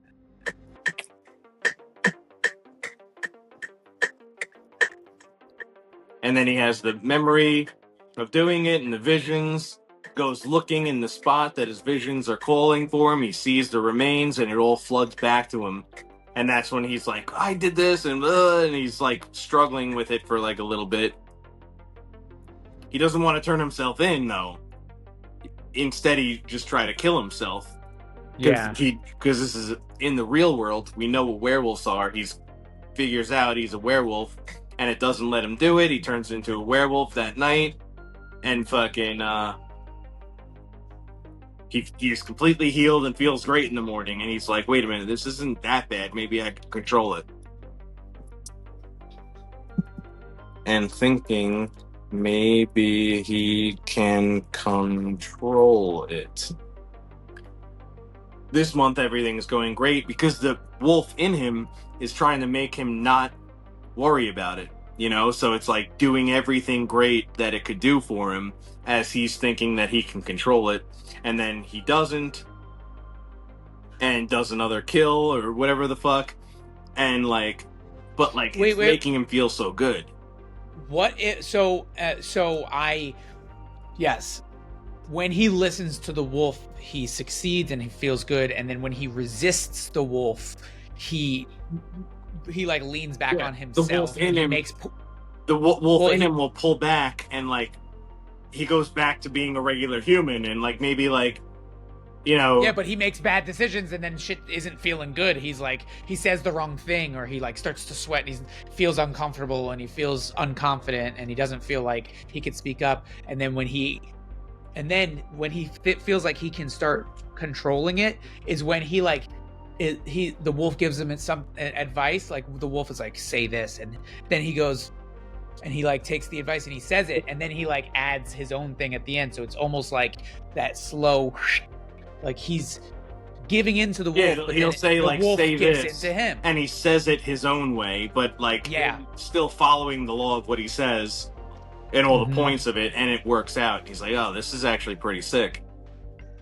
Yeah, and so, yes, exactly. And so he starts controlling the alpha. But wait, how does he come to that conclusion, though, that if he controls the alpha, that he can control the wolf? No, that's not really like he's like, he wants to get rid of it. It doesn't let him. He wakes up, the bullet wound is healed. He's realizing, oh, this could be good, you know, my life. And then like that month after the bullet wound is healed, it like says things to him. He kind of like does what it's saying. It's fucking awesome. But then as the moon is coming closer to being a full moon, he starts getting more anxious and like thinking about it more, and like thinking this isn't good. He's gonna go out and kill somebody again, unable to control it. And then maybe like he's at a bar again, and something. Probably should stop going to bars on full moons. Or maybe not like the full moon night, but like he goes to a bar, and like some guys are like picking on a girl or something like that, and fucking he intimidates them with the help of the wolf enough to get rid of them, or maybe even beats the shit out of him. I don't know. It doesn't really matter, as long as you keep the point. And then like goes to take her home, and like, and then like because he doesn't kill her, and like he's like a werewolf with alpha pheromones and shit. She's like in love with him. Yeah, it's like this is actually pretty sick. This could work out. But now it's like getting closer and closer, and he like goes off into the woods to not kill her, but like maybe kills like campers or some shit like that, you know? Okay. So then but how does he learn to control it then? Especially by the third one. Are we going to have him learn to control it by the third time? Maybe he does. Maybe there's a third one, and it's in between the third and fourth. We never get to the fourth, but in between that is when it's all concluded. Huh. Well, I'm just realizing that, like, if some alpha wolves, after like many years of being an alpha, they learn how to control themselves when they're changed, and then it takes Zach three months. Well, he's a researcher. Maybe he starts researching some shit where other people, and maybe he even talks to another werewolf. You know. Ooh, yeah. And maybe Okay. this other werewolf could fucking smell him and be like, like, you're you have an alpha in you, and like he doesn't, you know. Ooh. And like, okay. yeah, like he like, so he has to learn from this lesser wolf about wolfing, but like the other wolf is like kind of even scared of him. Like that's how he's getting the information out of him. He's like kind of intimidated by him because he's like, you're an Yeah. alpha. Like I was killed by lesser guys. I've only been a wolf for a few years or something like that, you know. So then that should happen in between the second Yeah. and the third. In between So, the second and the third. Yeah, because in between the first and the second, he tries to kill himself. In between the second and the third, he tries to figure out how he can, like, Control it. How he can control it. He starts doing research about the lore of werewolves. Maybe we have a montage of him doing research about werewolf lore, and then yeah, you're right. They random encounter each other, and he like senses that they're both werewolves, and he approaches him and he starts like grilling him about it, and the guy is intimidated. But without being too exposition-y, he tells him like you have to control the wolf inside you, like, or you have to embrace it to control there's it. no controlling the wolf. He'll be like you have to become you have to become one with the wolf. And it's cryptic like that, and then he has to figure it out. Yeah, which is not gonna be that hard, but okay.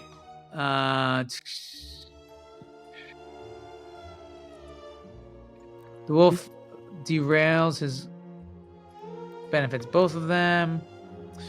Everything is going great. In his place, he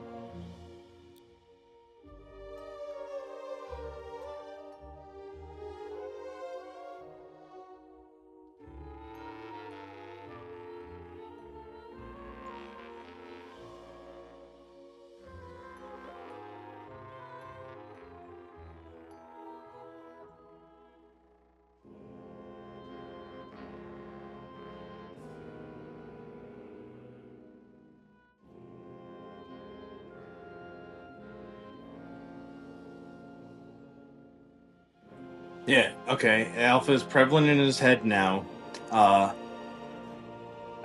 okay, then he research. Oh, go ahead. Go ahead. He finds similar werewolf attacks, or what we are doing. He goes there to try and get answers, and by chance another werewolf senses him, and maybe there's a chase. talk. Maybe he chased, but yeah, but maybe lesser werewolf. That's like runs. That doesn't have to be. This is all just bullet points. Yeah, but if we're thinking of that's a beat. That's a beat. But maybe there is no chase. But definitely, he's gonna talk to another werewolf. You know what I'm saying? This is all just ideas that we're writing down. Ideas in order. Because ideas can change and things like that. But once you start really pinpointing it, then we might go to it and start writing out that actual particular scene, and then it doesn't work.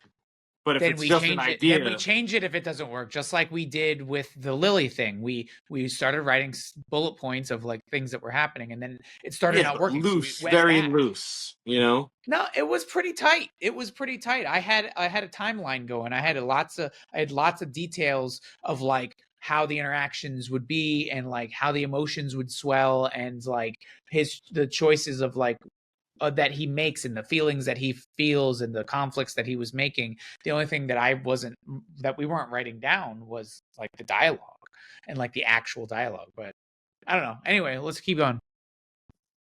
They talk. He. All right. This is where he learns that there is no control, but instead a melding or accepting that happens.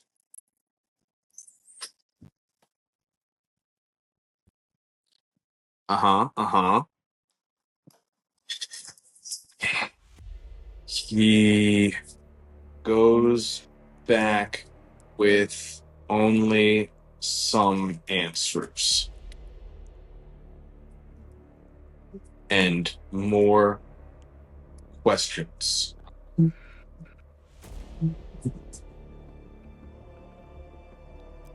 And even more.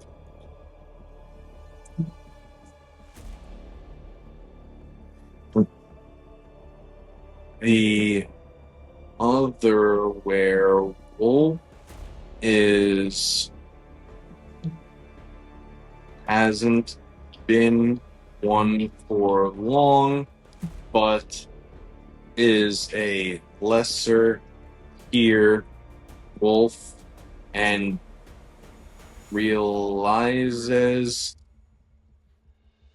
Zach is an alpha and he is subservient, or he's intimidated by the alpha in him.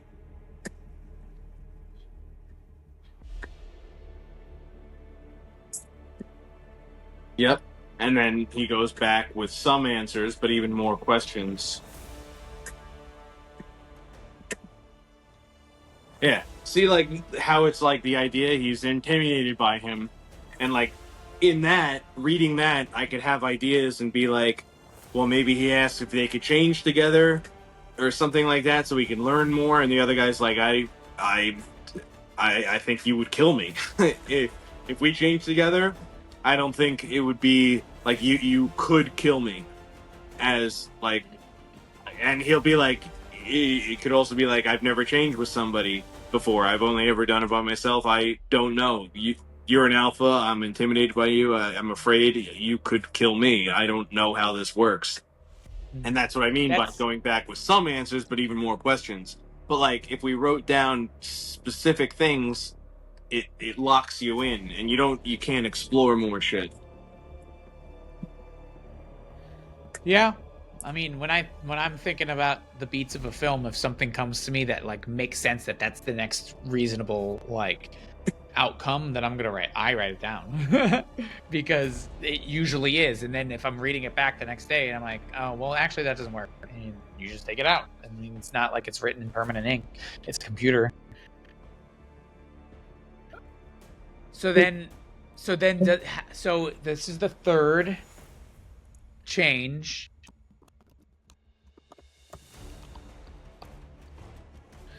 Oh wait. Does he get the girl? When does he get the girl that you were talking about? The pheromones. The second one. In between 2 and 3. Did you write that in? No.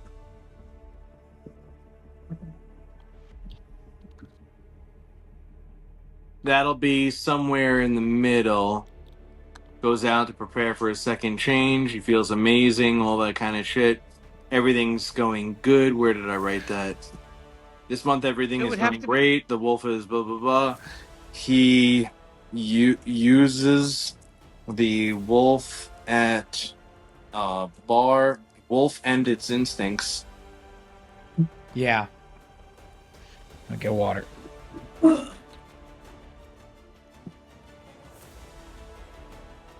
to intimidate Lumberjack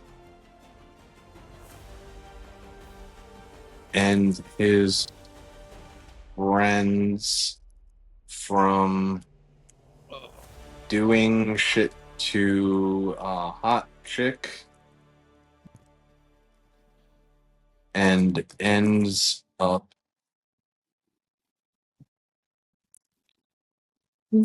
with her being his girlfriend.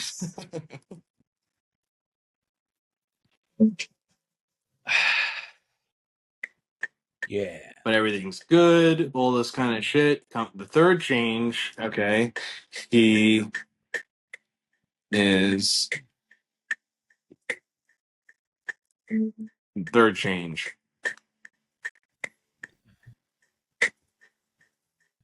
You know, it could be cool if we make each change like its own short film, and we even have like the third change like come up on screen, like a chapter. Yeah, change 3 or something. That would even be good in the movie. That's what I'm saying. Like almost like in No Country for Old Men, like how it has like a chapter break. Mm-hmm. So, does he control the wolf by the third change? There is no control. It's a melding. Yeah, but okay, so what happens when he finds that out? Does he then like have some type of an epiphany with the wolf before the third change that allows him to like somehow like be conscious during the change and remember what happens? But he still can't stop himself from like eating somebody, but maybe it's even worse now because now he actually was conscious while the wolf devoured a human being and he had no control over it.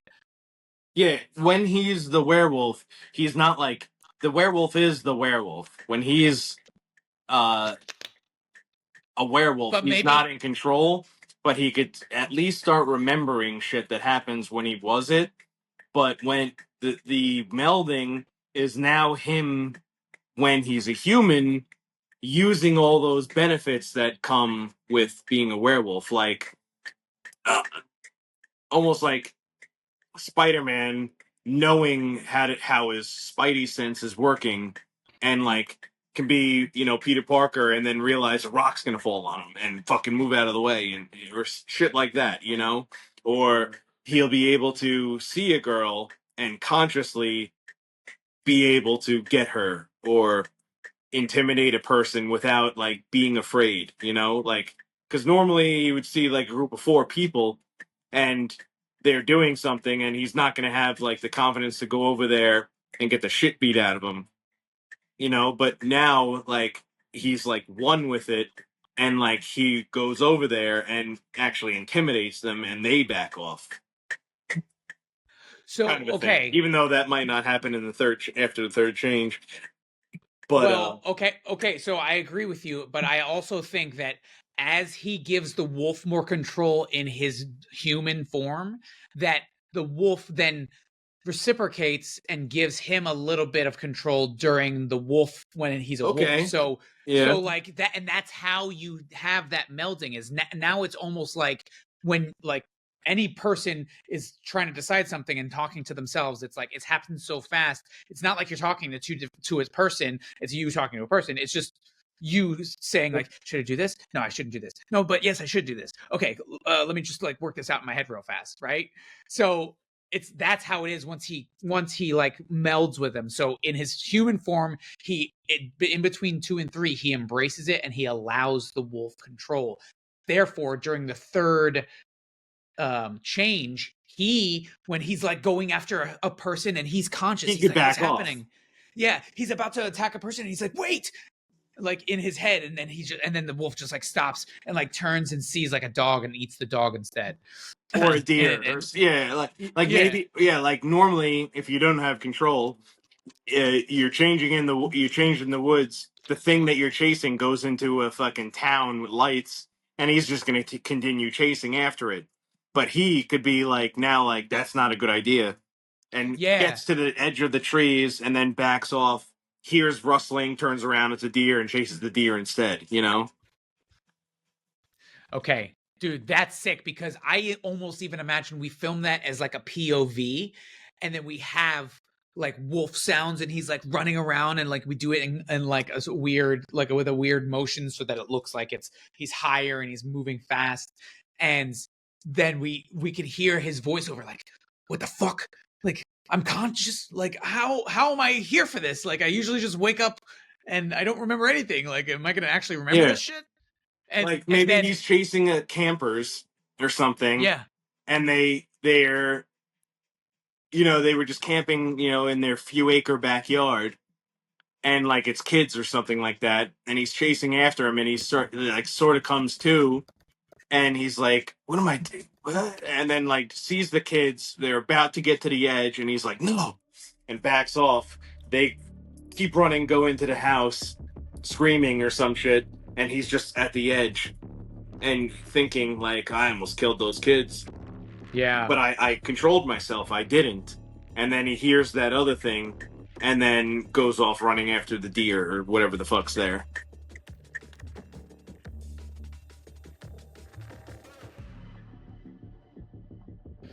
Okay, so And then then in the morning he'll wake up with like renewed renown and be like, okay, this will work, he's like, he'd be like, I could live with this. This is something it'll take a little bit of work still, but I'll be able to work with this. And this is like a thing that and maybe even it'll contradict what the other wolf told him, because he's a lesser tier wolf. He can't do these things. But this guy was bit directly from an old alpha, and he has more control and powers than this other guy. well, it doesn't contradict him. No, maybe the other guy will be like maybe that's one of the reasons why he doesn't want to change with him, because he's like, I barely even remember the things that happen when I'm a wolf. Like I don't have control. I go into blackouts. I don't know what happens. Like I don't want us to get into a fight and then you kill me. I think that like him not coming out and saying, "Hey, listen, this is how it works, okay? You gotta just like let the wolf give you like he's not gonna control he's of not you." Gonna no he'll say like, so he like, says it in a cryptic way, but like you said, in a one word, like it's not about controlling it, it's about like melding with it, like molding with it, becoming one with the wolf or whatever and that's all he says, and then he like scampers away like a little pussy, and then no, Zach but goes see, back that can't thinking happen, like, what the because fuck like, does that why mean? would he let him go? Why would he let him get away? Like they have to actually talk.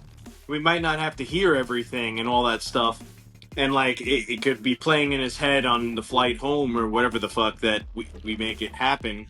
But like he's not. It's not like he takes him into and throws him against the wall. It's like, tell me what's going on, cryptic language, and then scampers off, and then he stands there and lets him run away. Like, because that's stupid. Nobody would ever do that in the real world, He got the information he was looking for. No, he didn't, though. They're gonna have to have a conversation.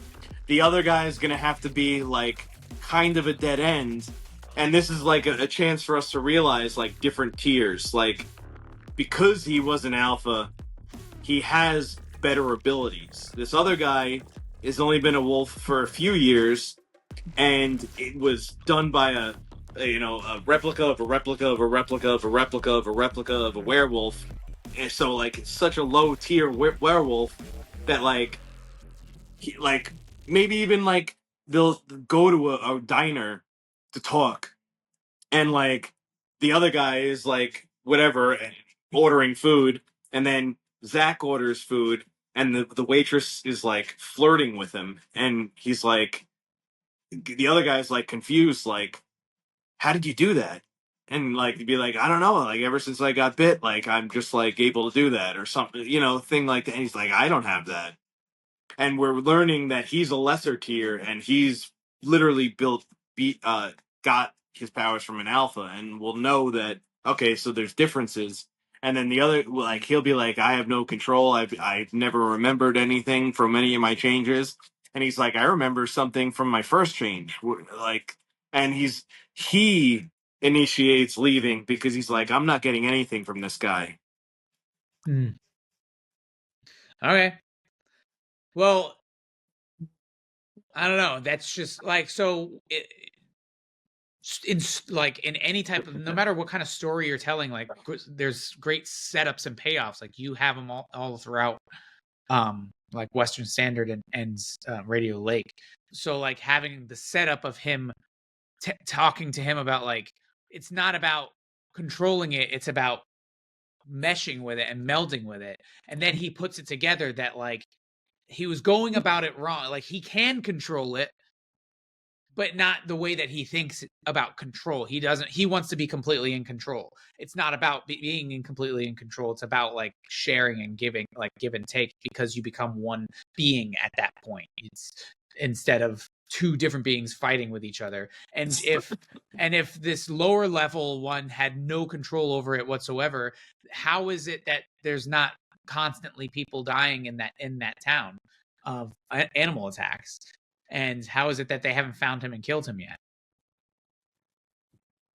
I figured that he Well, doesn't that's the attack same thing. That's the humans same anymore question with because, every single werewolf movie ever. Is how is there not a million dead people? well, this answers it, because if you give in to the wolf, then you can, when you're a wolf, you can kind of like dictate, okay, I don't like, don't attack humans, because that's going to be the end of us. Attack animals instead. You can still be a wolf and enjoy it and like do your thing. Just eat the animals instead of eating humans. It's not Well, like, he could simply just say, you know, I went out. I'm a avid camper or something. You know, I'm making it up, but like I'm an avid camper. I got attacked when I was camping. It was just a scratch because I got to my car and it was a I couldn't see what it was. It was so dark, but I got scratched, and then I changed on a hunting trip, blacked out, and saw ripped up shit at fucking his campsite, and realized, you know, he put it because werewolves exist in this movie. He realized what it was that he had, and he makes precautions when he's going to change. Like like he goes chains out himself into to the a wilderness. tree. Yeah, or change himself. Yeah, that could be a thing. He's like that I maybe could literally be what he says. He's like, I can't change with you because I lock myself somewhere when I'm about to change or something like that. Like I don't want to do it with anybody or something like that. I have no control. Okay, then let's move this conversation to after change 3. So up, like he does the research about werewolves between 2 and 3. He meets the girl, he's feeling confident, and then during change 3, he he that's when he's conscious. And then when he goes and talks to this guy and he says like, I can't control it, like I chained myself to a tree, and that's when he's like, oh well, I have more control over it than you, and I've only changed 3 times, like, so that you're no help to me. No, but that could work into also. That doesn't have to be changed to the third one. Like it actually might help him because he'll have more confidence in the third change and be like, maybe even during this conversations, the alpha is talking to him in his head, and he'd be like, "Do you hear the voices like the werewolf in you or something?" And he'll say like, "I've heard it once or twice" or something like that. But like he'd be like, "I'm hearing it now," and he'd be like, "Seriously?" Or things like that. Like this whole conversation, like it's I think this will go it could better be worked after on. 3. Like all the dialogue and everything is just like a shot in the dark, but like it's like at least we know where north, south, east, and west is.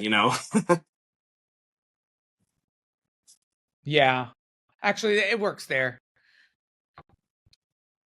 And I Let's like kill the some. letting the kids go in the morning. He wakes up more confident, feeling like he's able to control it, all that shit like that. Maybe Yeah, but then goes where does back. it go here? I feel like there's something bad, really bad, needs to happen, and he loses control or something, and Maybe he kills somebody as a human. because the wolf like made him more aggressive or Yeah, something. but like it's like one of those things where it's like he should have killed him, but does, and now he's like not. He's questioning it. He's like, I would Well, have and never that's done the that. final dude, and that's the final climax. He kills a person while he's a person, and it's like getting close to full moon. So maybe the wolf is really like strong inside him at this point. And then he runs, and it's like a chase film, and the cops are chasing him. And then when they get out into the woods, then that's when like night happens and the moon comes out, and then he changes and he just kills all the cops. And like Okay, and that, okay, yeah, and yeah, that's yeah. like the final climax. He just goes on this killing spree, That's and he's sick. conscious, and he's doing it because he's like, I have to survive. Yeah, maybe they didn't like he had a hood on or something like that. So like if he kills the cops, he gets away with it. You know what I mean? So like what do you mean he he's had a hood on? yeah, He kind of changes into the consciously wolves. taking them into the woods where he Yeah, will kill them and get away with murder. Because even if they have the cop fucking camera on, it's just going to show them getting attacked by an animal. He's not going to be yeah, implicated in anything. yeah, That's sick. yeah. Yeah, That's that's true. perfect. And it ends with them in the woods, fucking him changing, howling, the cops being like, "What the fuck?" Done. And you're gonna end it with on that. On the fourth change, getting chased by cops, running away. Ooh.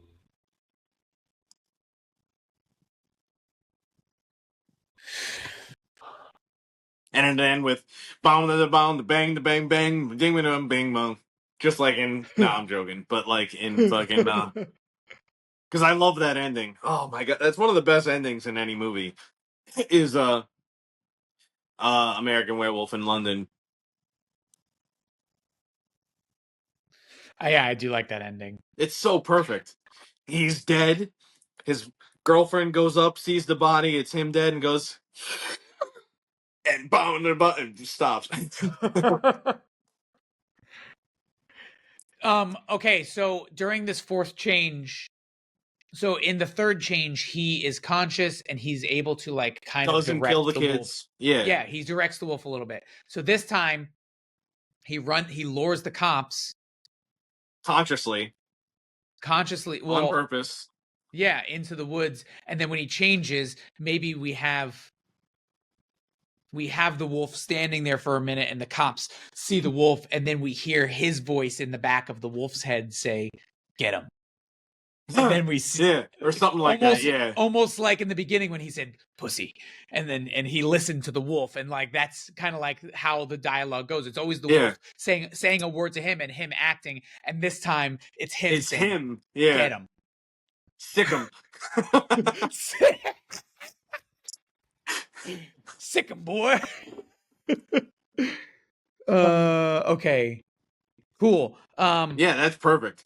Yeah, and like now all the beats and all the ideas are there, and then we just pick one, maybe start at the top, keep going down, build on it. Maybe some things won't work, but like that's all there. That's fucking awesome.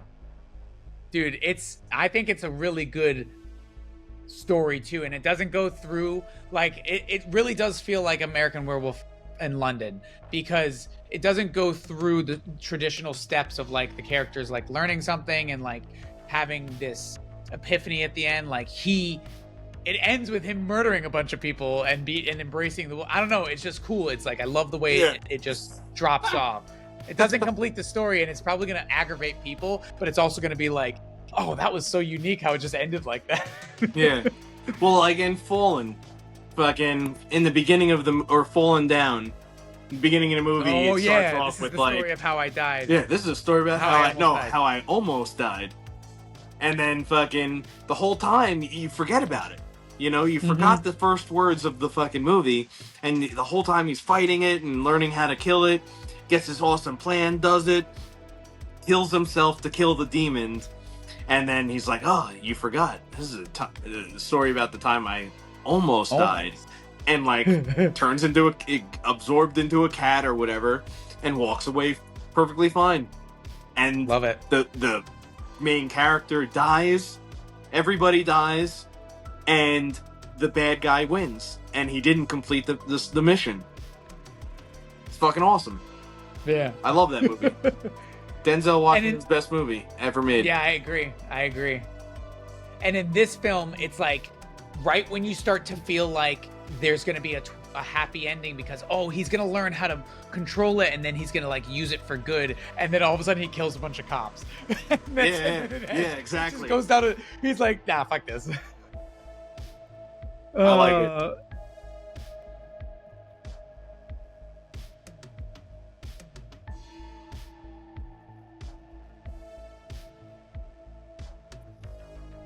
I think my phone is about to die too. We finished this perfectly.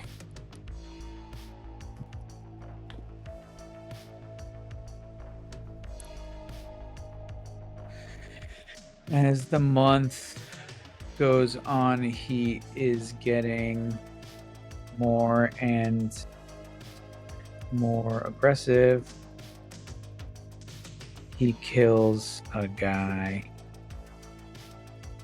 on the evening of the full moon.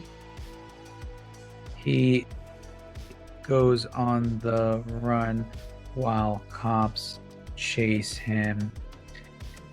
He lures them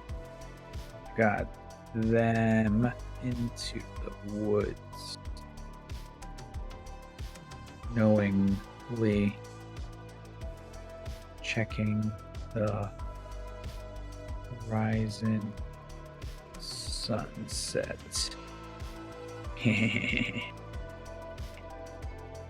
When they get into the woods, the moon comes out. The cops look for Zach, but are met with a towering werewolf. We hear Zach's voice in the back of the wolf's head. Sycamore. And perfectly on that very bottom of the page. Yeah. Dude, sick. Let's read it through real fast. So he has a great time with the family. So he comes back. Mm-hmm. Yeah, he came back. He violently fucks the stripper in the closet or wherever. Yes, he comes back. He meets his family. He fucks a stripper, and he's like, "Wow, this is weird, but I feel great." He feels amazing. Starts getting laid left and right. He walks off a job and doesn't care. He ends up making some money somehow. Everything's going great. On his first change, he goes to a bar and ends up killing a girl that he goes to take home to fuck. That morning, he wakes up in the woods naked and confused. He thinks he's just way too drunk last night. He goes about his life, goes to work. His instincts have changed. Instead of just the feeling, he starts to hear a voice. He starts ignoring the voice at first and loses all of his confidence. The cops come telling him that she is missing and asking him at work about it because he was the last one in the scene with her. His coworkers are weirded out by him. He goes home, starts having a conversation with the alpha in his head. Oh my goodness.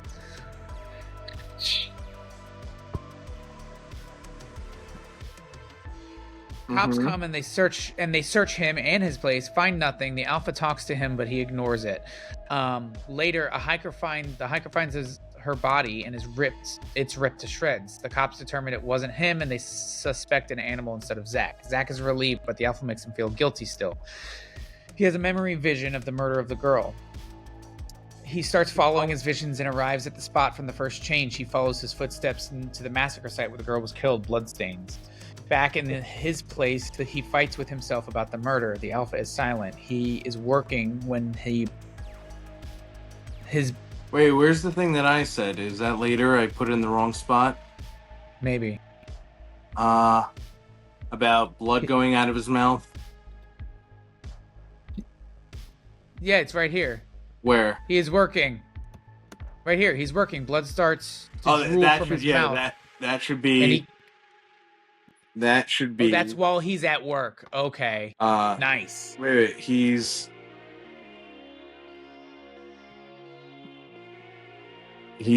suspect an animal. He's relieved, but the alpha makes him feel guilty. Boom. Here, he's working, and blood starts to drool from his mouth. He gets freaked out, but there was no drool, and he was just imagining it. And the alpha asks him if he remembers the taste. He thinks he's going crazy. He has a memory vision of the murder of the girl. Yep. Because that's what the blood was. You know? Yeah. He starts It following. leads to an actual vision. Yeah, alright. Now you can take back over from here. Okay, so then... He starts following the visions. Well, let me... He starts... Oh my gosh. He starts following his visions and arrives at the spot from the first change. He follows his footsteps to the massacre site where the girl was killed, bloodstains. Back in his place, he fights with himself about the murder. The alpha is silent. He tries to kill himself, but the alpha doesn't let him. He ends up shooting his leg by accident. He goes out into the woods to prepare for his second change. He wakes up after the change. He feels amazing, but better than he ever has. His leg is 100% healed, and the werewolf in him has started to poison his mind. He goes home and does a bunch of research about werewolves. He starts to accept it and thinks maybe he can control it. His mouth, this month, everything is going great. He gives the wolf inside him control, but not all the control. He listens to its suggestions, but spins them his own way slightly to change the outcomes. He uses the wolf and its instincts at the bar to intimidate a lumberjack and his friends from doing shit to a hot chick. He ends up with her and being his girlfriend. The wolf is making him derail his normal life, but in a good way that benefits both of them. The alpha is prevalent in his head now. After research, he finds similar werewolf attacks. He goes there to try to get answers, but by chance, another werewolf sees him and they talk. This is where he learns that there is no controlling, but instead melding or accepting that it happens. The other werewolf hasn't been one for long, but he's a lesser tier wolf and realizes Zach is the alpha, and he is intimidated by the alpha in him. He goes back with only some answers and even more questions. The next full moon is approaching fast. The third change, he's conscious. We hear internal dialogue, his disbelief. The wolf is in control, and he's along for the ride. But when the wolf is about to kill some campers, Zach flinches or screams out, and the wolf stops, letting the kids go and killing a deer instead. In the morning, he wakes up with more confidence. He embraces the fact that he has to fully give in to the wolf while he is human in order to have control of the wolf. So he truly melds with the wolf. Then, as the month goes on, he's getting more and more alpha. He kills a guy on the evening of the full moon, saving a person from a gang or something. He goes on the run while the cops chase him. He lures them into the woods, knowingly checking the horizon for the sunset. When they get to the woods, the moon comes out. The cops look for Zach, but we're met with a towering werewolf. We hear Zach's voice in the back of the wolf's head. Sick him. Yeah, that's good. The only thing that I think it might benefit from is during the second change, we have tiny glimpses. Like, he has more of a memory from the second change than from the first change. Okay. But that's something that we could just work in there. Yeah. But dude, all the beats make so much sense. I think this is going to be sick. Okay, here's another thing. If Lily and Wendy are only in there in the very beginning to pick him up from the airport, then it's pointless to even have them in there. That's just more actors that we have to get, and it doesn't add to the story them picking him up. I think that it's better if he's just a bachelor and he just goes home. Yeah, from page 10 to 19 or whatever, things can change.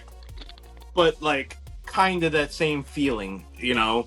He gets back, he's hungry, he wants meat, he fucking fucks a stripper or whatever because the thing says pussy in his head, and he follows that instinct without even thinking. You know, he doesn't even realize it. And I still think that the scope is doable when it comes to like filming it. If we plan the wolf shots properly, like there's not too many characters or locations. There's a lot of like easy sets and stuff like that. There's not a lot of complicated stuff that is going to make it, you know, other than the actual wolf itself. That's the only thing that's going to put a like kind of rails on it, but we can figure that out with AI and with like some of our connections. Like I know a guy who really is like trying to learn Blender and really learning about not only modeling but lighting. I think that if he can get lighting down, like if he could get a computer with RTX lighting that can support that in Blender and really render out these shots, and then we use AI to help create the 3D characters with lots of detail, because you can generate a 3D character, an AI 3D character based off of a 2D picture, an AI 2D picture, and then you bring that character into Blender, and then you animate the character. You can even use AI like motion tracking to animate the character, and then you comp it into your shots. I think that's definitely the future of using AI and VFX for sure. If you like this video, please like and subscribe. It helps us out, and go check out fanaroundfilms.com where you can watch everything ad-free, motherfuckers. See ya.